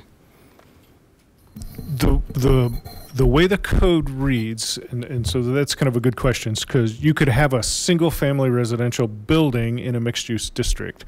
It would not apply in that particular instance. So the way the ordinance reads is when you have a single family zone district with a single family or duplex use. So if you had a school next to this particular building, this particular standard would not apply. It's where you have the district and the use next to something other,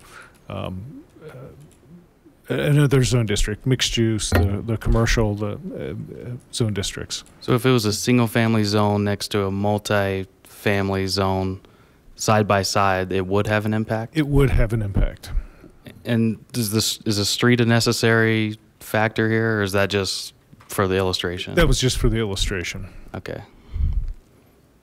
And then, so this applies on the sides and front and back, or is it just, like, how does the orientation work? It would apply to where the district abuts, so single side and rear setbacks typically, or property lines, excuse me. Okay, great, thanks. Anybody else? I just echo what Mr. Skilling said. Bulk plane, this is a big deal. This should hopefully bring some relief to folks, and especially in neighborhoods where you're going to see some transition. So is there consensus? Okay, thanks, guys. All right. Number 5, Mr. Skilling.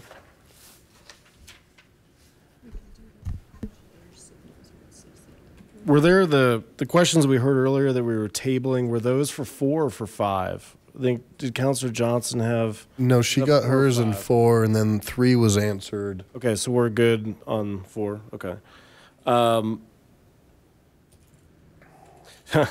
So, yeah, 5 is certainly, we had the same picture in the committee meetings when we looked at it and said, well, I remember this. Yeah, we had some attendance for this meeting. So this was another one that we went. We had some good discussion on this. The committee ultimately, as was explained by I think Mr. Rice and Mr. Parker both at that meeting, satisfied the questions that we had.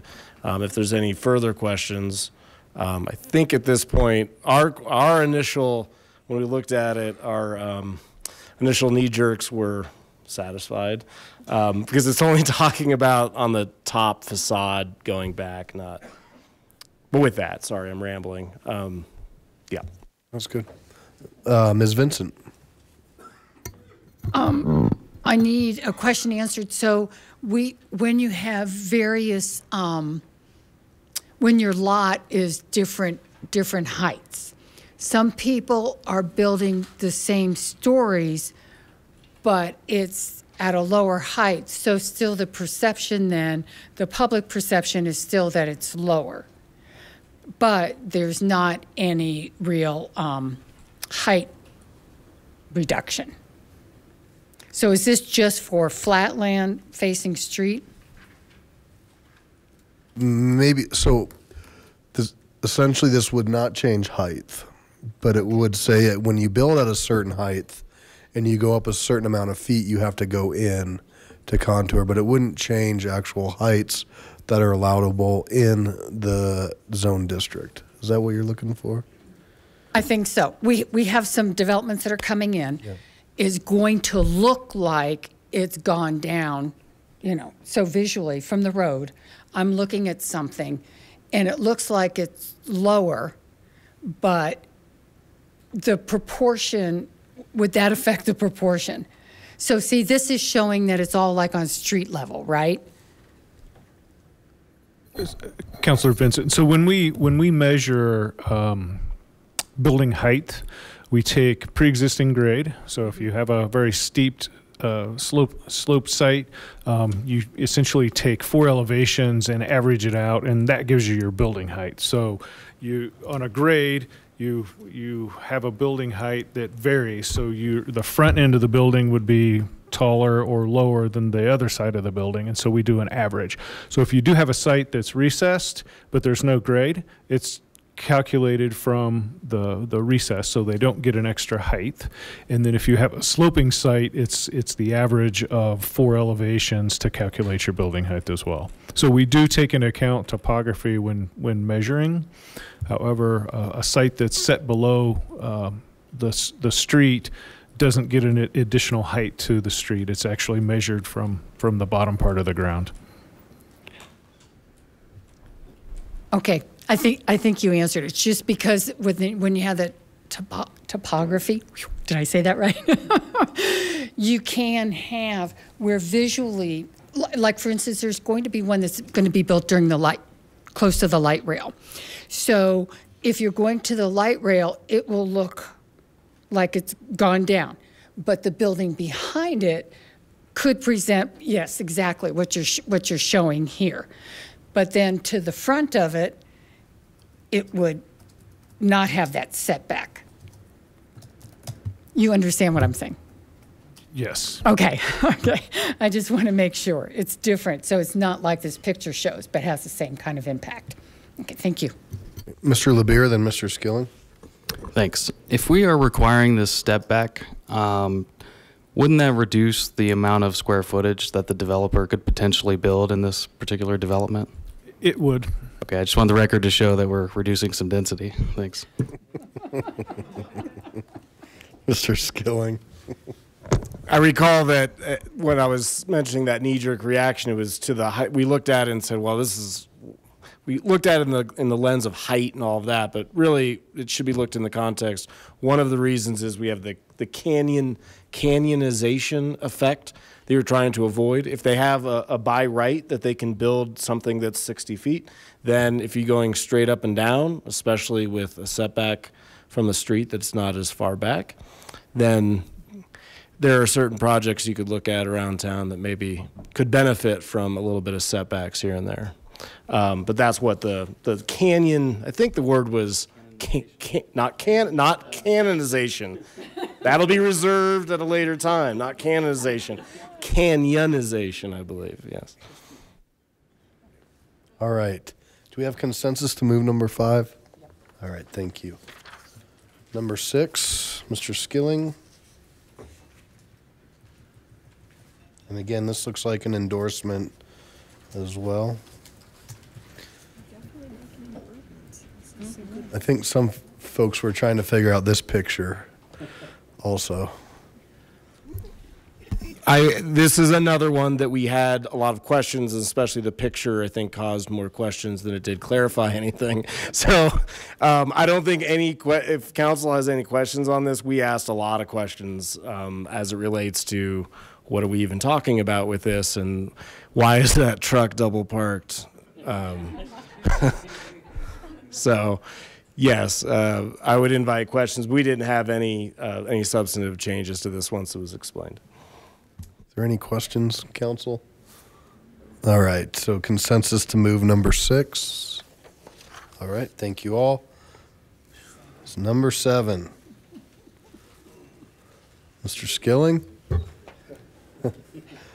I won't take any more time because I know there's going to be a lot of comments and questions, but again, I'll reiterate that this did have a lot of discussion. Actually, over the course of 2 of the meetings, it carried over into the next. We had a lot of questions after the first meeting. We came back and had another fairly lengthy conversation, and that is very much reflected in the minutes. There was a lot of great questions by the council members, and a lot of great feedback that we received from planning on it as well. So with that, I'm sure we'll have some comments and questions. Great, thank you.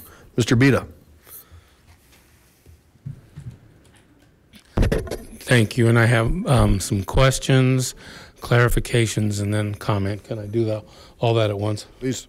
Okay. So first of all, I don't know whoever wants to, I can direct these questions to, but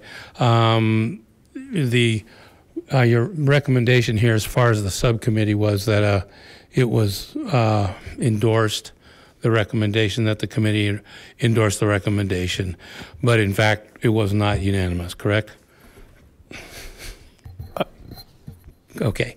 Now, and then the subject of this number 7 is solar gardens, and so I'd like to make sure that everybody understands that these gardens do not grow anything, correct?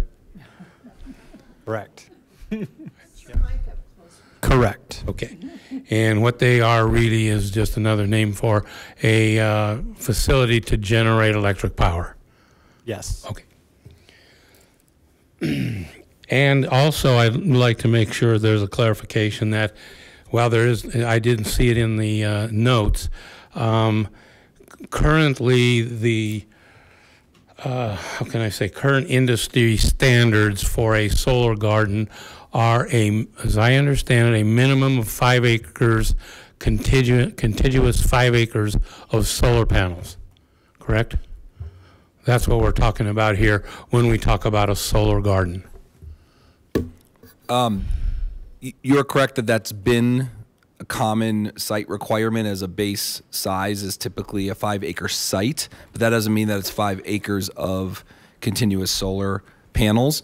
They allocate a variety of different capacity to applicants, so it can change based on the site and what's allocated. It's typically been around 2 megawatts of generating capacity, so it's a little bit tricky to always translate that into what the acreage looks like, but we've heard that this is typically kind of a minimum size to fit all of that on one site is around 5 acres. I will just, it's important to note that those standards are likely to change based on state policies, and there's changes proposed currently that would change that to allow even larger facilities, but also smaller facilities, and also allow solar generation to take place on rooftops and and split between multiple parcels. So this is really something that is evolving and changing. So I don't think it would be, you're correct that it's been kind of 5 acre or larger sites, but that doesn't necessarily mean that it will continue to only be sites that large.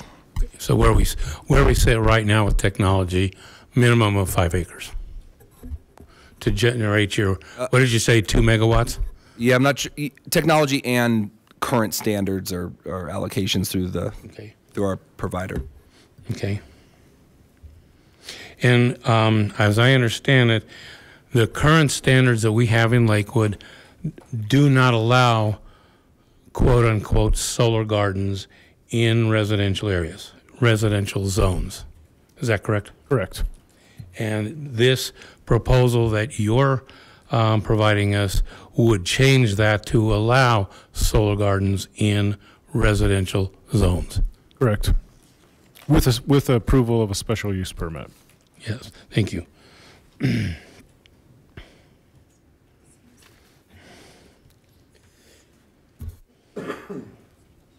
And as I understand your standards, these solar panels could be as high as 20 feet maximum. Correct. And you do allow for fencing to somewhat mask the solar panels, and those could be up to 8 feet high. Is that right? Yes. Maximum. Maximum height, 8 feet, and a combination of fencing and landscaping. Yes. Right. Which would still allow an exposure of at least 12 feet of solar panels if it was to take maximum advantage of the 20-foot limitation. Correct? Correct.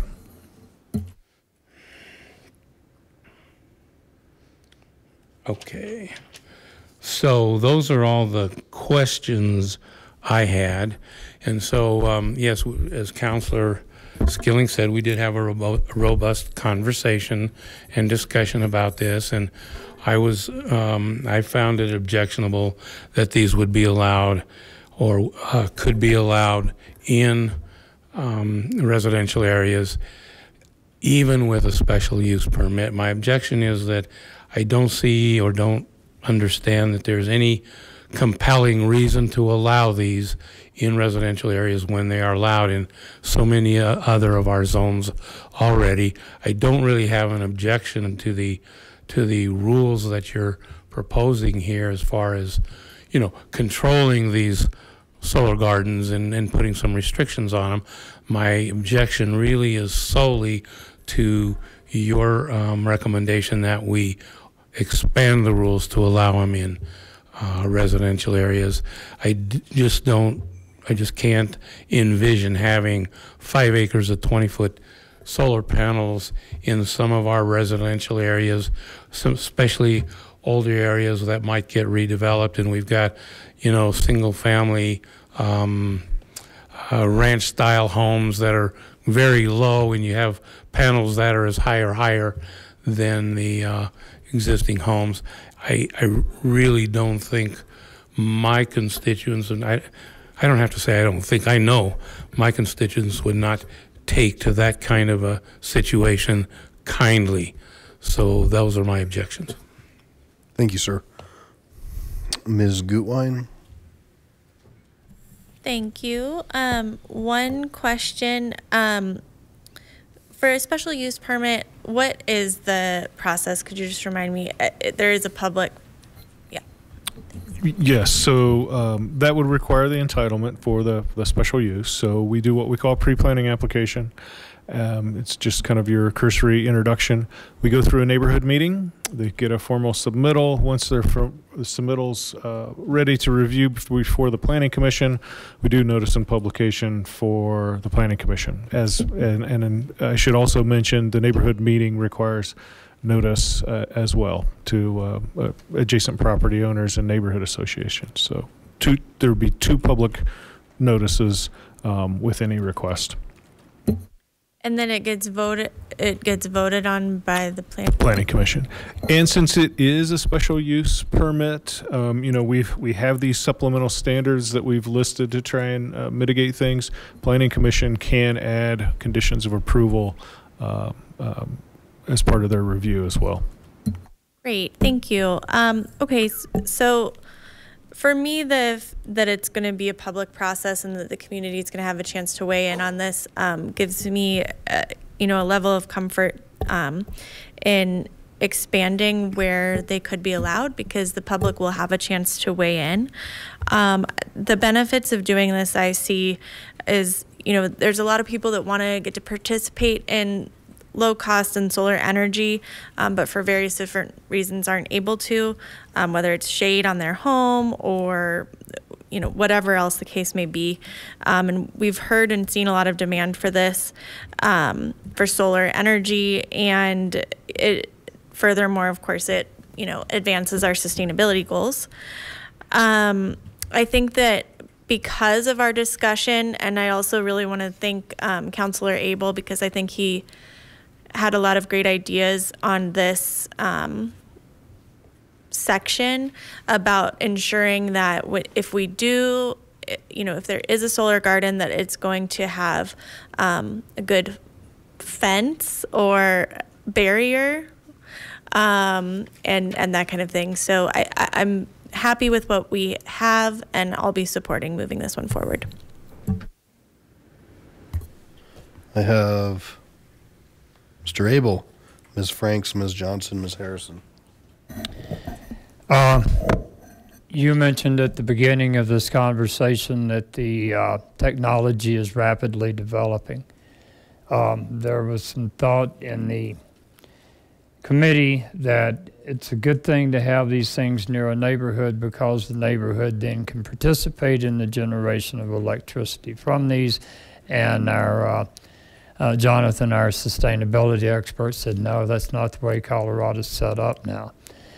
My concern is that we have something built in that we can adapt as quickly as possible when those regulations change and when the technology changes, so that we're not locked into locking up 5 acres of what could be good residential ground in a market that's already really expensive to build residential properties. It could raise the price of affordable houses, or make homes less affordable even then. So if we can make it agile enough to keep up with those changes as they come along, and remove the incentive to stay with the older technology as it improves, I'd appreciate that. I think that would serve our citizens well.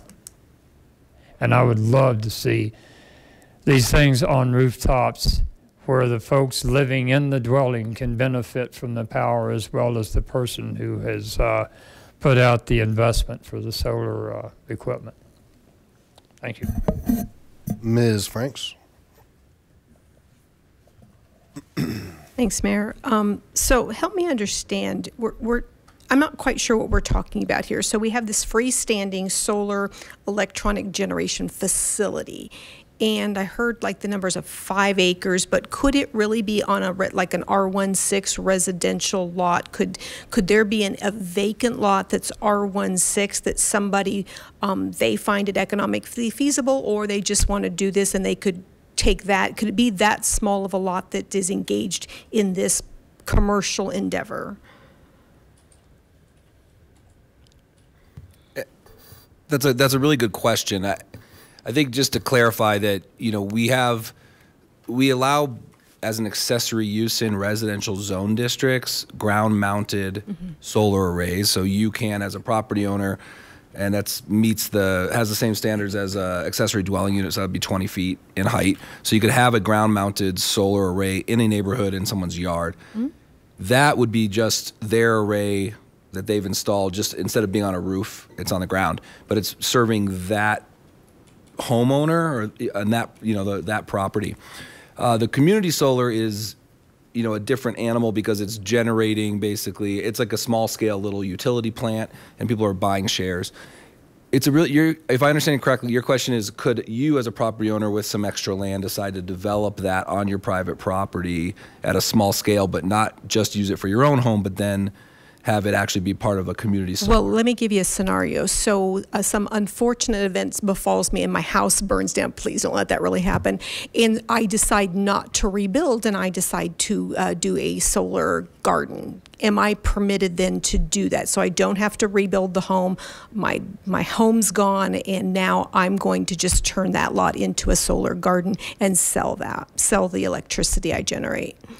Theoretically, there's two pieces here. One is, would this proposed zoning allow that to take place on your property? And with the special use permit, yes, that could happen. But that doesn't mean it would be as simple as that, because you'd have to go and apply for the capacity to be allocated to you and have Excel select your particular project and award you that capacity. There's a lot of competition, so it's a little bit more complex in terms of actually getting to be selected to be a site. And that's why I wanted to give you that example, because I wanted people to see it's not just a matter of you turn yourself into a utility, because I've been researching this. So it really is, we have public service, they've got, basically, can you kind of explain how it's more of a process, that it's not just anyone can turn into their own public utility to serve others? I'll stay very high level because I'm not an expert in exactly all the steps you go through. I haven't walked through that in enough detail, and I don't want to give you bad information. So we can come back. But at the very high level, there's a limited amount of capacity, so a certain number of megawatts that they allocate on a cycle. And developers of these solar gardens submit applications to Excel, following the rules outlined by the Planning Utilities Commission, and Excel awards these, and then those developers have the right to develop.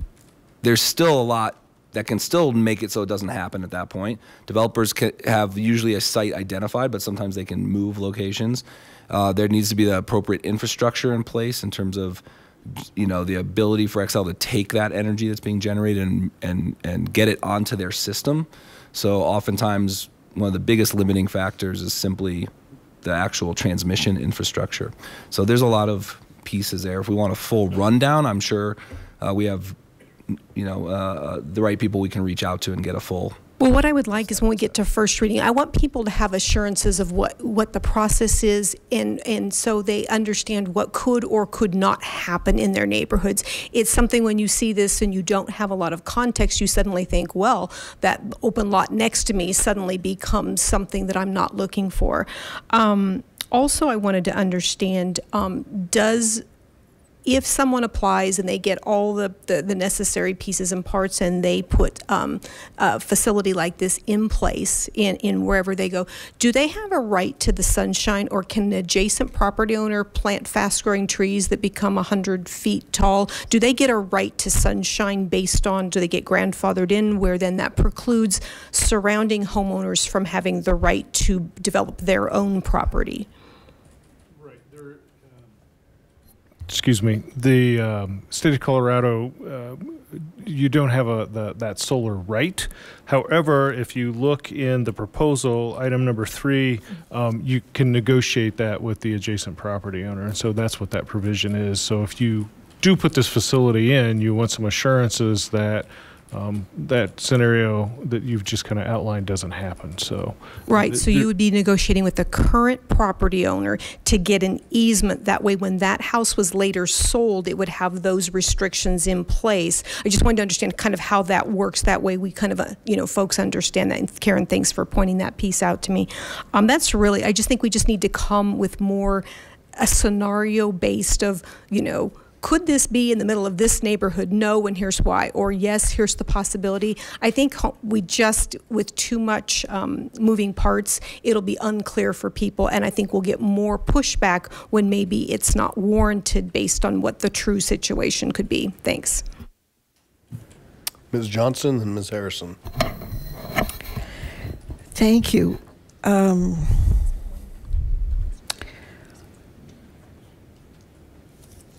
Under recommendations here, well, under background, It says the Planning Commission has identified potential conflicts with existing standards in allowing large-scale solar garden facilities on properties in Lakewood.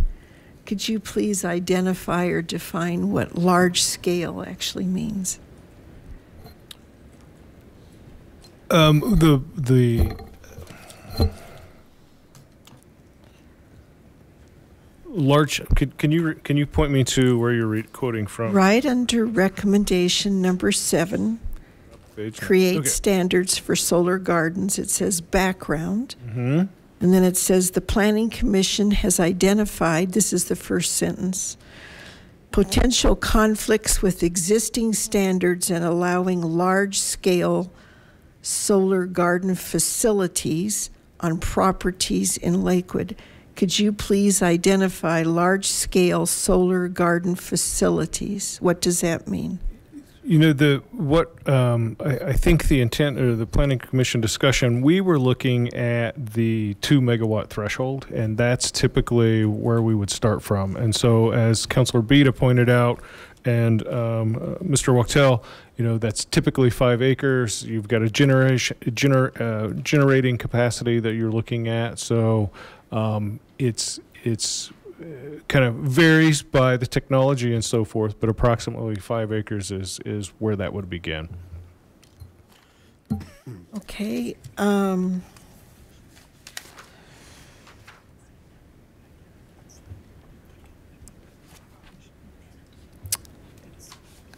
And not to exceed 20 feet in height, and this is in residential neighborhoods.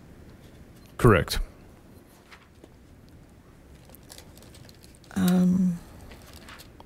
Could you please define what it says in here? What does being exempt from open space requirements mean exactly?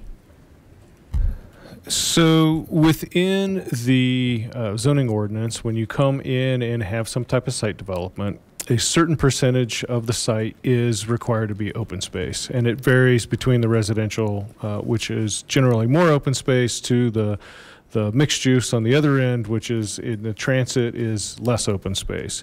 And so a solar garden, as you look in the graphic there, typically these facilities, they have siting limitations. So you can only take them so high, and then they start shading the row behind them, so there's separation.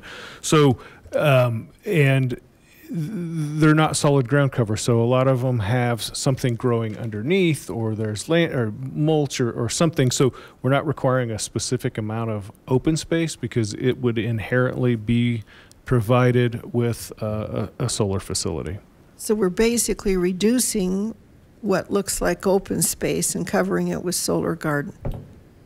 Not because the solar garden does the same thing as can have growing underneath it. Correct. You got to be kidding, Paul. As I've said before from here, it's called for me do unto others. If I had to live next to something like this, it's going to be gamed. I can't be I can't vote for something that I wouldn't want to live next to. And looking at this, looking at 20 feet high, looking at 8 feet fences, I'm real concerned about what we're doing to the integrity of our residential neighborhoods. I had to have a fence replaced and had to have a permit, obviously, and it was 6 feet high. That's actually pretty high. If I had an 8-foot fence, you get to the point, frankly, where they're obnoxious. And I can see that this is going to be gamed. I'm very uncomfortable the direction we're going with this, and frankly, I can't support this. That's all for now. Ms. Harrison? Thank you.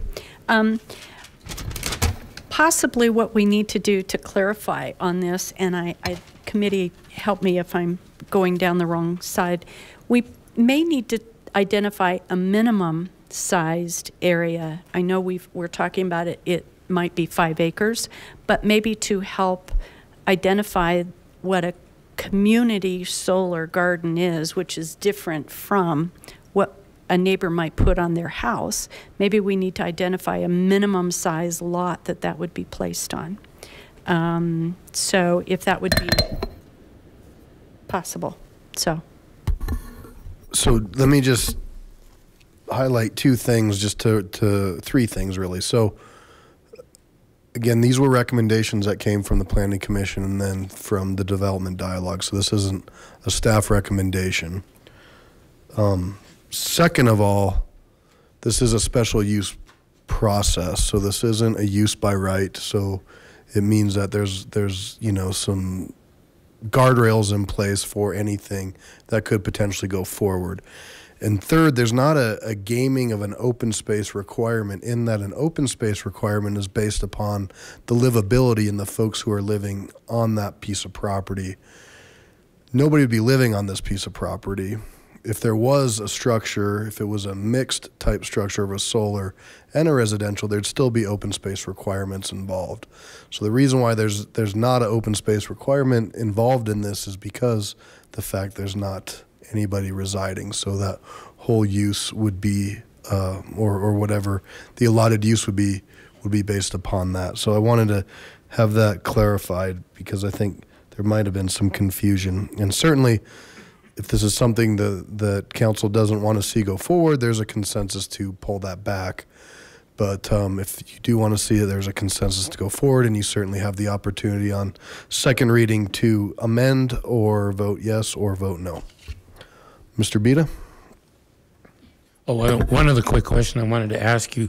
I forgot on page 10, hard copy of the document, number E, towards the top, it says solar panels shall be oriented to minimize glare on adjacent properties and roadways. This information will need to be demonstrated in the photometric plan required with the major site plan. Now, that sounds real good. However, my understanding of these solar panels is that there's an optimum positioning of the panels so that they get, you know, the optimum amount of sunlight during the peak parts of the day. And, you know, that depends on, you know, how far north you are and, you know, where you are in latitude and so forth. So whoever puts one of these together is going to want to position these things in the optimum position to generate the most amount of electricity that they can. And that, how is this, I guess I don't understand how this language affects that. I mean, you're saying, you know, it has to be positioned so as not to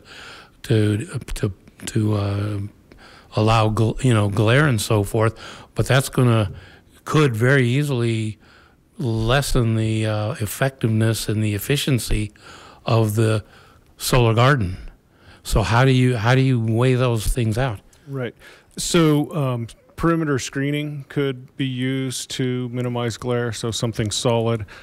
These things aren't necessarily 20 feet in height, so a 6 to 8 foot fence would be more than adequate to screen some of these facilities. Also, panel placement. So if you are adjacent to a roadway, or maybe it's a single family home and you're putting these things in soldier rows, you leave a row out or that row gets shorter. You can do also some on-site placement to minimize glare to a particular site. So screening and placement would be what we would look at to minimize glare. Okay. So, Mr. Rebel, I'm going to go to you. You haven't had a chance to weigh in.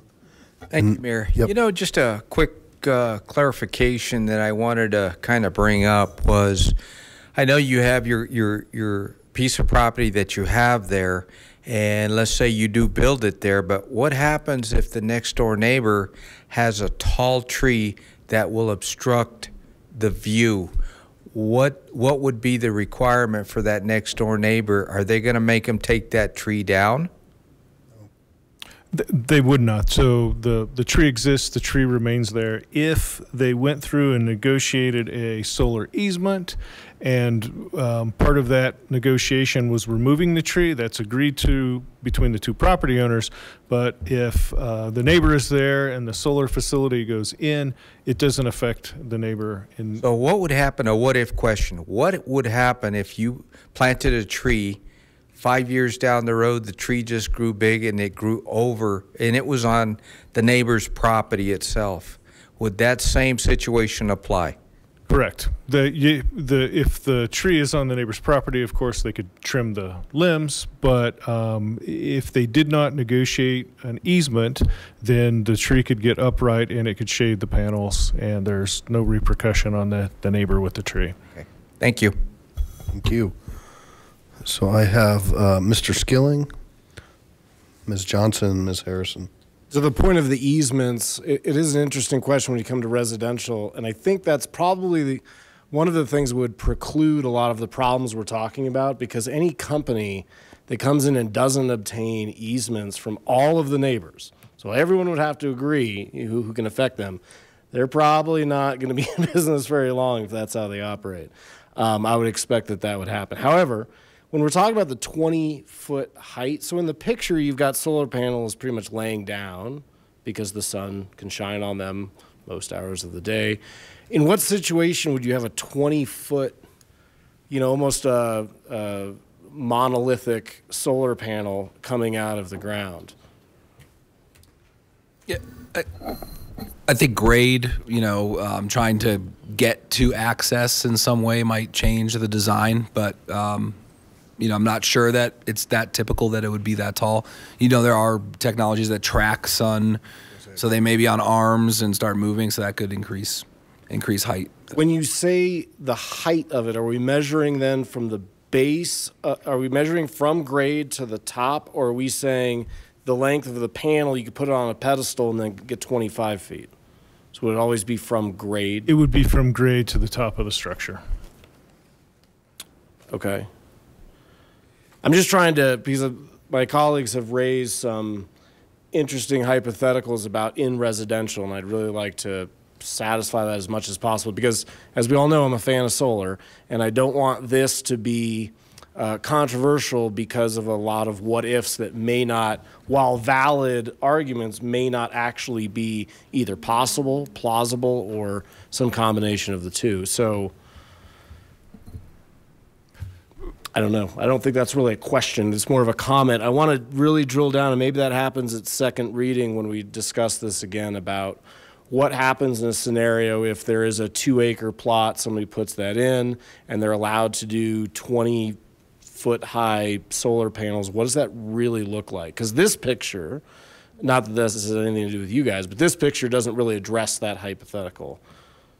We can certainly get, I think it'd be worthwhile to make sure we get a lot of pictures and illustrate this, and bring in a solar developer to be able to talk directly to. And there's some great nonprofits that do low-income installations that are, really credible and do great work that we could reach out to and see if they'd come in and answer some of these more nuanced questions. I do just want to paint one other scenario just to put out there, which is there's a recent example of a development project, and this is not a single-family situation, but like a large building in Denver where they had a very large rooftop, and what they ended up doing was getting kind of one of these new model allocations for a solar garden where it went on the roof. And what that enabled the building to do is get more capacity than they would be allowed just on Xcel's typical rooftop program, and then also make it a community project so that there was revenue. They were able to basically lease their roof out, and that became then developed by a developer who could then put it into the community solar project. So they became a tenant as well. They bought a certain percentage to offset their building energy use, and then they were actually then the rest of their rooftop was available through a community solar project for people to subscribe to. So a really good solution and a good use of the rooftop.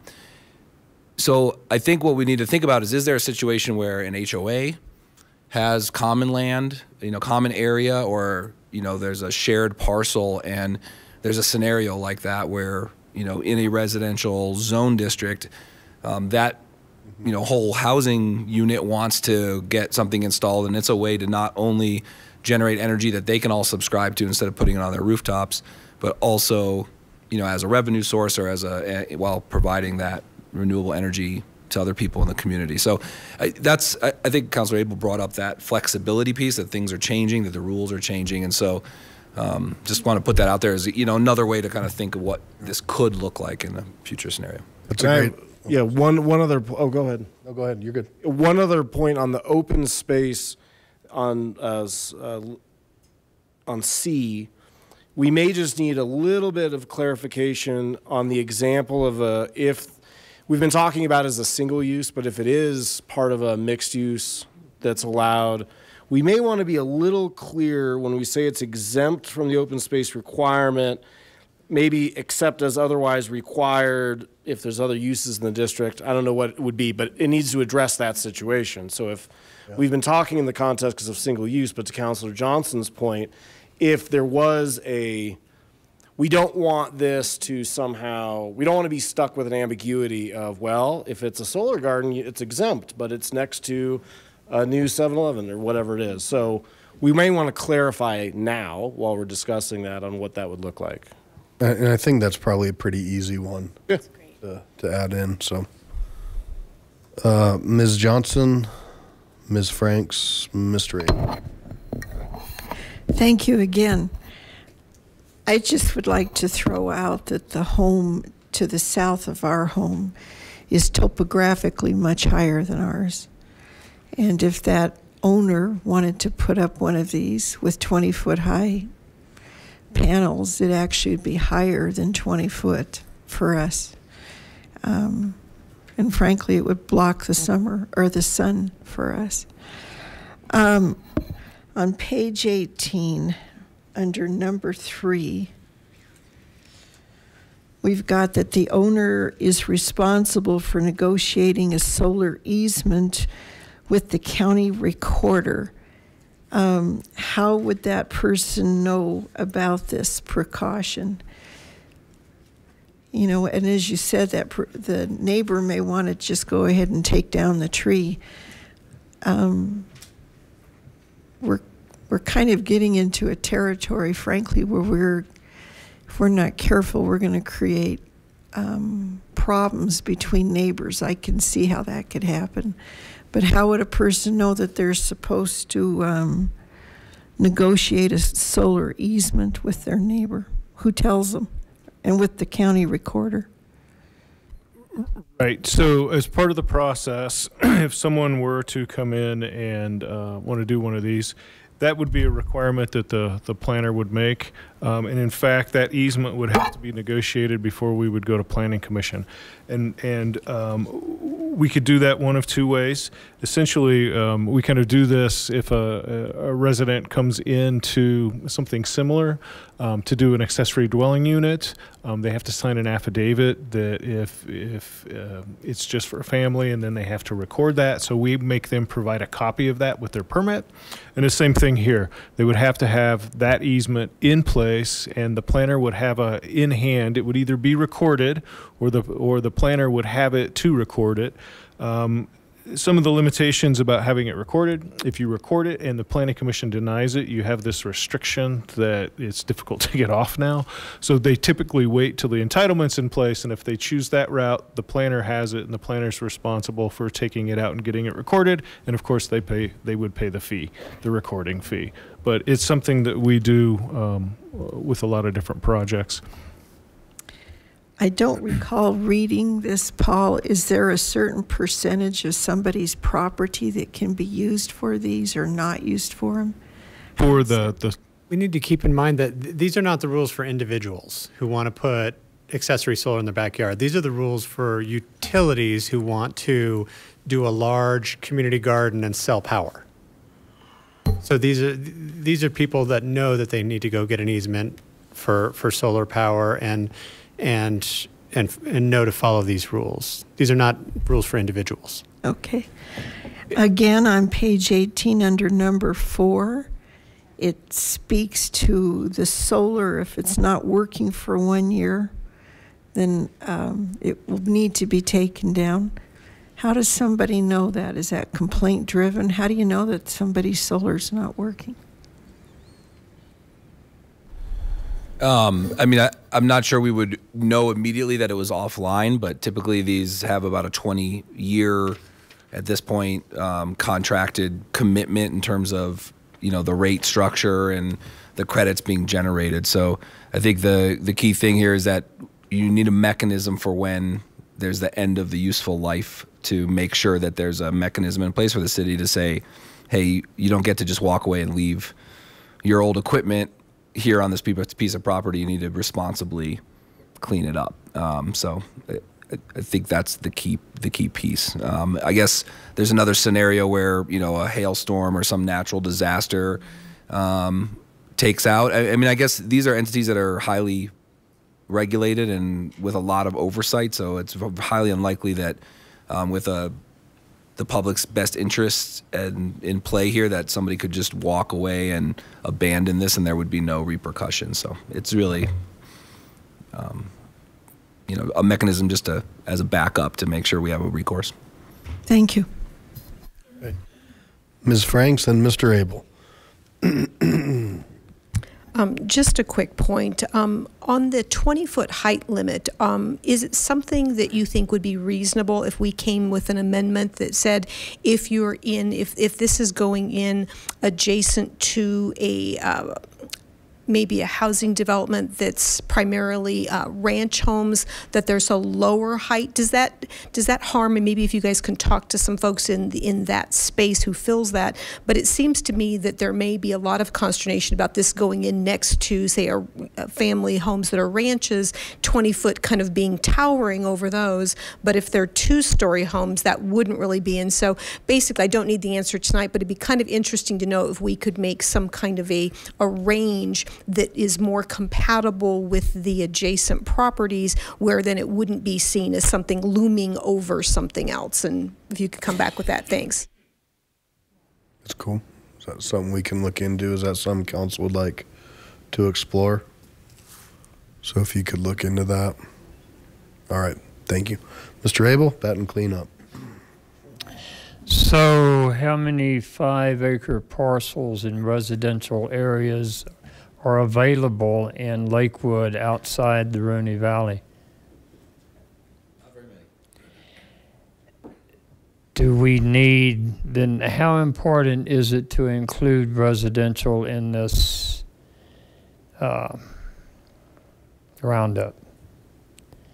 Would it make a significant difference in the availability of sites if we removed residential? And the other thought of that is not just its significance on solar power, but its significance on the limited amount of space for residential property we have left in our infill community. So I think that's a very fair question, and we can probably do a quick GIS exercise to see how many parcels are all that size. We've been looking at some of that already, so we can examine that. I think the two pieces I'd put in just to keep in mind is we talked about what happens as technologies change, or if smaller sites become viable. So that's just something to think about. And I think the other is creative co-location opportunities. So there have been some communities looking at how can you have stormwater detention features, you have other kind of sites tucked into our communities that need to do that primary, have a primary function that's really important. But is there a way to design some of these facilities that would work well with the stormwater storage or other things like that? And we'd want to make sure we're keeping that in mind, just because that's already, kind of a underutilized opportunity to co-locate and get more benefit out of those parcels. So just throw that out there. And are you pretty confident, you mentioned the HOA scenario, are you pretty confident that in the near future, the location of the power use will be available in that way? I mean, you explained to us during one of the committee meetings that if you put in a solar garden next to a neighborhood, that neighborhood is not likely to be able to get the juice that runs from that particular solar garden. So do you think that's going to change so that HOA scenario would become a lot more possible? I think what we have to differentiate between is the land use and the actual capital investment in the solar panels, and then the regulatory mechanism of who's getting to the right to claim or use those electrons that are being generated. So that's why it starts to get tricky, and it's hard to answer that directly. So I think the question of would the neighboring property owners be the ones that directly benefit from the community garden? It's not that they can't. It's that the state regulations right now allow you to buy into a community solar garden facility anywhere in the county that you live in or an adjacent county, right? So as a interested customer, you could buy into any community solar project in Jefferson County or any other neighboring county right now and have that, credited on your bill and take part in that. So it wouldn't be limited strictly to that neighborhood, although, certainly whoever's developing it could try to sell it to that neighborhood. So that's, once again, now we're getting into like kind of the mechanisms or the sales, not necessarily the land use piece. And I think the same goes for the HOAs. It's hard to answer that question. The HOA right now could develop a ground-mounted solar system and somehow apply that, but what are all the mechanisms? How much can they generate? Which meters are they applying it to? It gets really complicated. So the community solar model is one way that if they were able to meet all the other requirements, that potentially they could leverage it. But it's hard to answer because there's so many different designs that could be made for how our utility can allow people to buy into renewable energy programs, whether on-site or off-site. I think if you want more details on that, we'd need to bring in people that have a lot more knowledge than I am on the nuances of those programs, which we could do. Okay, I'm afraid that the answer I'd wind up with wouldn't be much more clear than that. So, thank you very much. So I certainly understand and echo some of the concerns. One thing that I think does stand out, though, is the ability for an HOA or a group of neighbors who might have some land within their development, within their neighborhood, that they want to come together and try to utilize. And so I think that's the important part for me, keeping in mind, again, that there's a special use process in place and a public process. So I think for me personally, I'm good seeing this go forward, and then we'll see what happens on first or second for me. Or second. Mr. Skilling? With respect to removing this from residential zones and with respect to Rooney Valley, I will restate my position from over a year ago that I think a solar garden throughout that valley would be far more desirable than acres and acres of taupe rooftops, but that's been my position. So I would appreciate the ability, as the mayor just stated, that there could be very good reasons why you'd want to have this in residential. I will add one more point, since we're sending the homework assignment out to Councilwoman Franks's point about the 20-foot. I would also, there was mention of the topographical issues. And so not just ranch homes and all of that, but if there's some suggestion on the topographical that we heard, if there's some issue there. And I think it just comes down to adjacent uses and the same things that we've talked about even tonight with building heights next door and transition zones, compatibility, those types of things. We've heard about the 20-foot and we've heard about solar being right next to homes, and I think that's kind of what we're hearing that folks have some concerns with. So if that can be part of the research as well. Is there consensus on that request? Okay, so I'm seeing yes. Is that doable, Mr. Parker? Yeah. Absolutely. I think the beauty of sending this stuff to a special use permit process is every case is going to be looked at individually by staff and by the Planning Commission. So we can certainly look at ways to write rules, but I think writing a general sort of one-size-fits-all rule for how we would step back from various scenarios or various topographies is going to be less effective than just looking at each case as they come to the Planning Commission.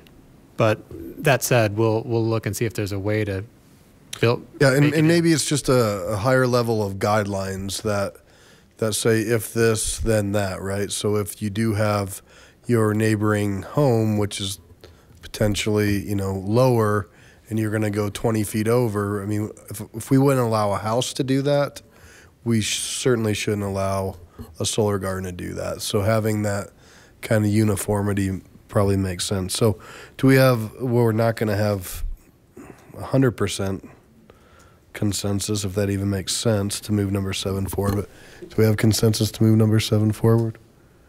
Okay. So we'll move number 7 forward with the 2 caveats, please. And number 8 is interesting because it gives a secondary assignment to the Housing Committee, which the Housing Committee is looking for a mission beyond its review of hopefully the review of the housing study. Mr. Skilling?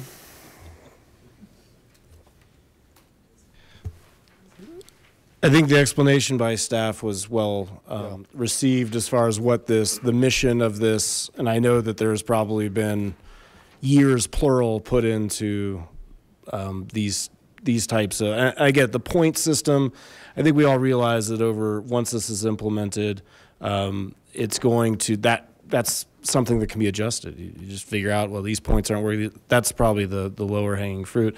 My only comment on this is I think this is the prequel, as noted by the mayor as far as housing, that, you know, and I've talked about this on the dais before, but eventually getting a similar type menu that can help our housing goals as far as being able to have more things in the toolbox, that if you do this, if you give us ownership opportunities instead of market rate apartments, we can then assign points to that. And that the sky's the limit on that. So if we've all have the same consternations with whether it be growth, whether it be the type of buildings, whether it be affordable housing and some of these other things. This can, the next iteration of this, the bigger part of this as far as the development, I think is going to be incredible if we can ever get there. And that's a monumental task, I get that. But I think that this at least gives us something we can look at and say, well, this is working. So yeah, with that, I think this is just a harbinger of better things to come as well. Ditto. Any questions on this one? All right, is there consensus to move this forward? When you say move forward, what do you mean by that? So the recommendation would be to move this forward for implementation on second reading, right? With some flexibility given out in the presentation as to trying to see what works and what doesn't work. Go ahead. Yeah, please. I thought the recommendation would be to send it to the Housing Committee for review and then bringing it back, isn't it? Because they're supposed to wade in, are they not? Or am I misunderstanding? There was discussion at the committee about having the Housing Committee, a joint meeting with the Housing Committee to discuss if there were other things that we could put on the list regarding housing and other incentives that we could offer that are housing related. I don't know that it would prevent you from moving ahead with this list as it is now and then adding those things later. And Ms. Franks may be able to weigh in because we might be a little ways out. Yes, we don't currently have a housing committee, as I've reminded people, so we need to keep saying we're sending it somewhere because it would be the abyss. So what I think is probably a better way is we have this other section which has the open option, which is going to allow them to propose things forward. And we don't know what we don't know. And also it looks like we may be moving towards at least a possibility of the Housing Commission, once it's formed, looking at short-term rentals. That may be its first. We don't know that yet. So I would suggest maybe if we can get agreement that we sort of organically let this one sort of happen. The list looked fairly complete to me. We have another option. We're going to get good dialogue from the people who are proposing what they know their customers, whether that be owners or renters, they're going to know what their customers are demanding. And I think we'll get a lot of good ideas. I just don't know what value we would provide and when we could provide that, since we will not be authorized anytime real soon. Yeah, well said. Always. Thank you. Ms. Gutwein? Thank you. I agree with Councilor Franks, and that really, I think, captures what we talked about in the committee, is that we have these items on the menu that are kind of ready to go now, and we don't want to necessarily prevent us from moving forward these items that have, that are already ready to go. Both from a staff perspective, and then, we've had a lot of council consensus, and that way they can get implemented on the buildings that are going up all around us. At the same time, both Councilor Abel and I know Councilor LeBure and many of us up here feel that, we need to be addressing attainable and affordable housing, and that someday this could be, as Councilor Skilling said, an option that we could address it. So we could have another menu that we work on and, really go through the details of how we want it to look to get some more attainable and affordable housing or other housing goals. So I feel that we should really move forward with what is in this recommendation now, so that we don't miss out on the opportunity to implement that on all the development we're seeing, and then continue to make this better and address the other issues that we have in our community. And that's also what we had agreed to and is reflected in the minutes. Thank you. Councilor LeBure?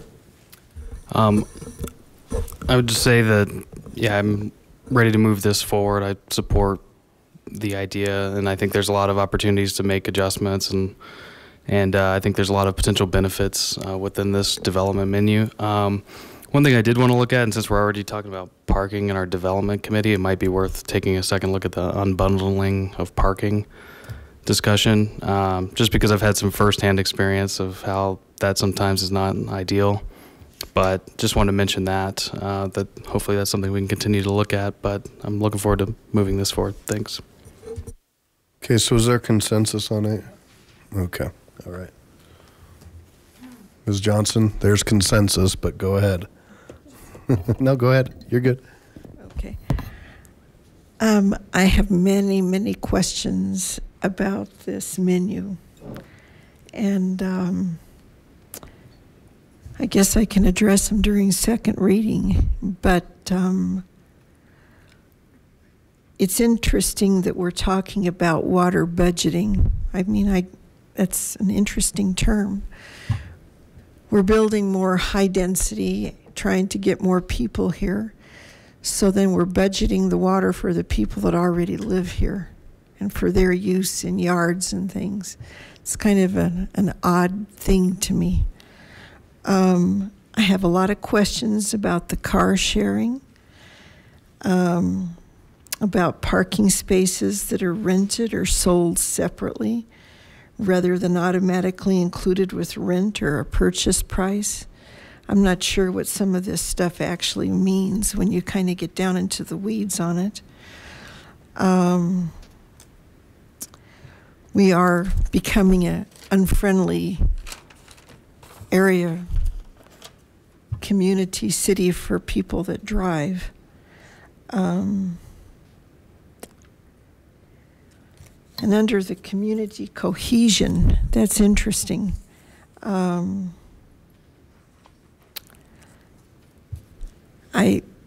love the ideas. You know, they're great ideas, but they should come from the people themselves to me, it's almost like we're codifying and social engineering our neighborhoods. I just have a lot of problems with a lot of the language in here. So, but maybe that'll all come out in second reading. Well, and Ms. Johnson, maybe I would encourage you to schedule some time with staff to maybe get a lot of these questions answered before second reading. Could be beneficial. So, okay. So we have consensus to move them all forward. A couple additional, research or some more information needed. Is there any further clarification that you need? And then the secondary part would be, we don't have a time frame of this to be scheduled for first and second. And I might suggest that sooner than later we have this done. And then secondary to that, and this is going to come up on the 25th, we also need, and we don't have a lawyer, we have a water jug sitting there tonight. It's nice though. We're going to need to get some clarification as to when these rules take effect and what they apply to. Because the concern, I think that we've heard from many up here and in the community, is that they want to see these things start to take place and come into effect so folks can see change. And what does that look like? Where will that change happen? When will it start? Cool. All right. Anything else on? Well, thank you to the committee. Clearly you did a lot of great work. Thank you to the Planning Commission, Mr. Cohn, Mr. Hollander. This went very, very well. And thank you to City Council. This was a lot of work that you prepared for this evening. So I want to thank you. Got through a lot of stuff, and hopefully we'll be able to move on and get it done. Okay. So we'll go into reports. I'll start all the way down on my right. No report. Nothing, Mr. Roybal. Ms. Gutwein. Thank you. We had a great Ward 5 meeting on Saturday. We talked about community gardens and had 3 Ward 5 residents who have been very active in either starting a garden or just participating in a community garden talk about their experience and how to expand those in the community. Lots of great discussion and excitement around that. And then, of course, we did our updates and neighborhood questions and concerns. So thanks to everybody who came out. And I made this announcement there, and I want to make it again here, that the neighborhood participation program is going to be, I believe, opening in the spring. But the information is on the lakewood.org website. And we just, approved the last round of projects, and it's a great way to make enhancements in your community. So I encourage you to learn about it and to participate. And finally, actually, I will just leave it at that. So thank you very much. Mr. Skilling? Development dialogue meeting tomorrow night, 6 o'clock upstairs, 6 to 8. We will be discussing parking. The agenda is published as we speak. Great. Mr. LeBear? Yes, we have our Ward 2 meeting next week on the 13th, 7:30 to 8:30 in the morning at 1560 Teller Street.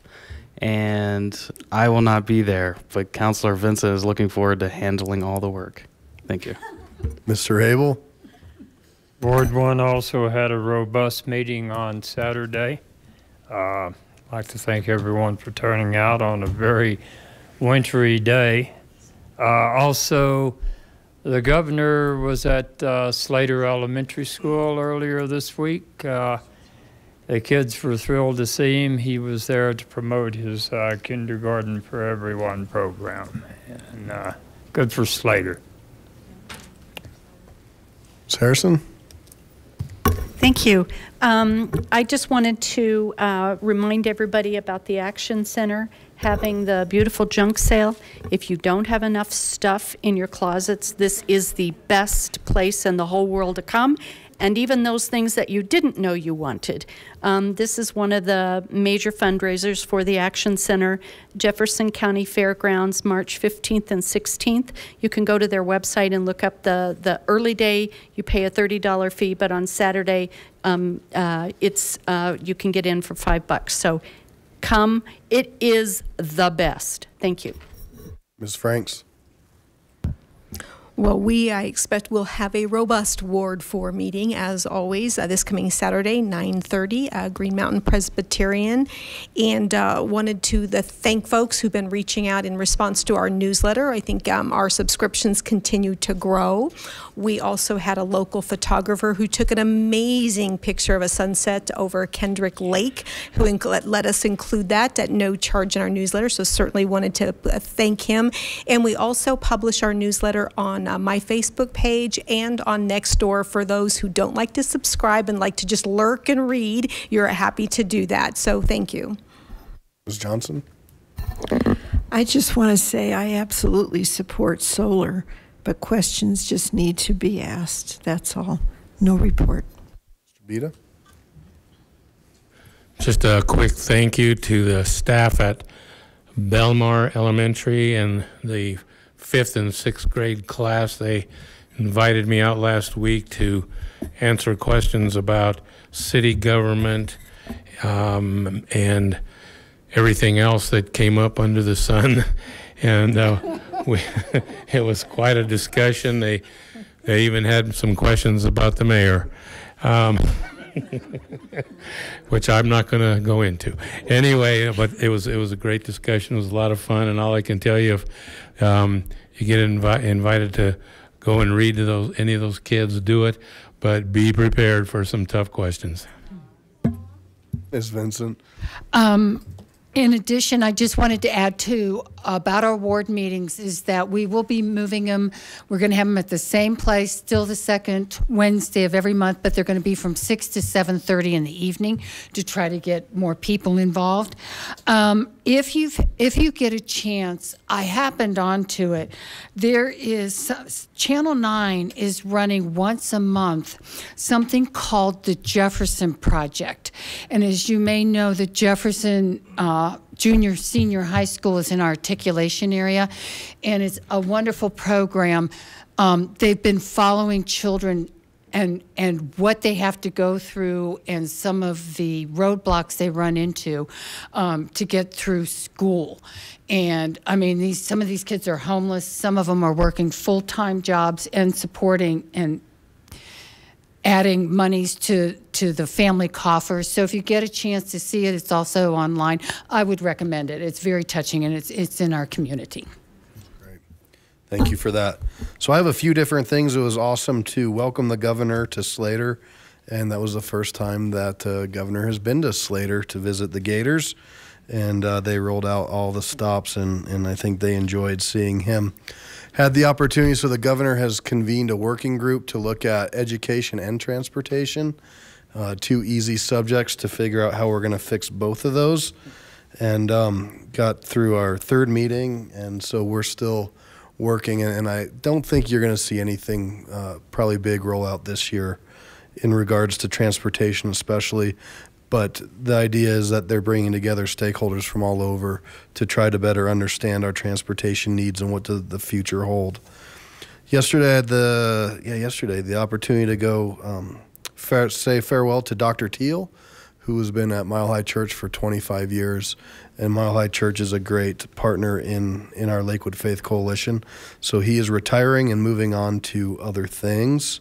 Had the opportunity to speak to the Lakewood Advisory Commission and actually listen to the Lakewood Advisory Commission at their annual retreat. And it's a great group.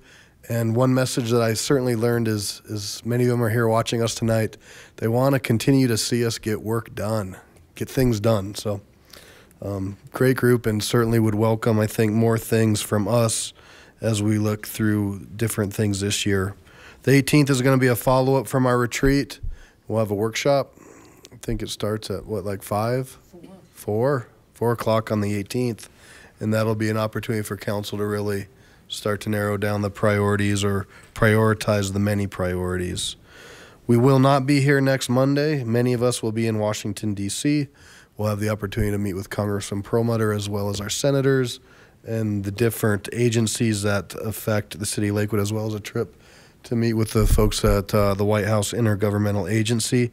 And I wanted to give Donna Rep a shout out. She has been incredible putting together everybody's schedules and trying to make all these meetings happen with the different agencies. So thank you to her. For council, if you are available Thursday morning, it's the quarterly commissioners breakfast, and Ms. Hodson had mentioned at our last meeting, strong attendance would be great, as we're going to start to learn about our plans with homelessness and how the different cities and county are going to work together.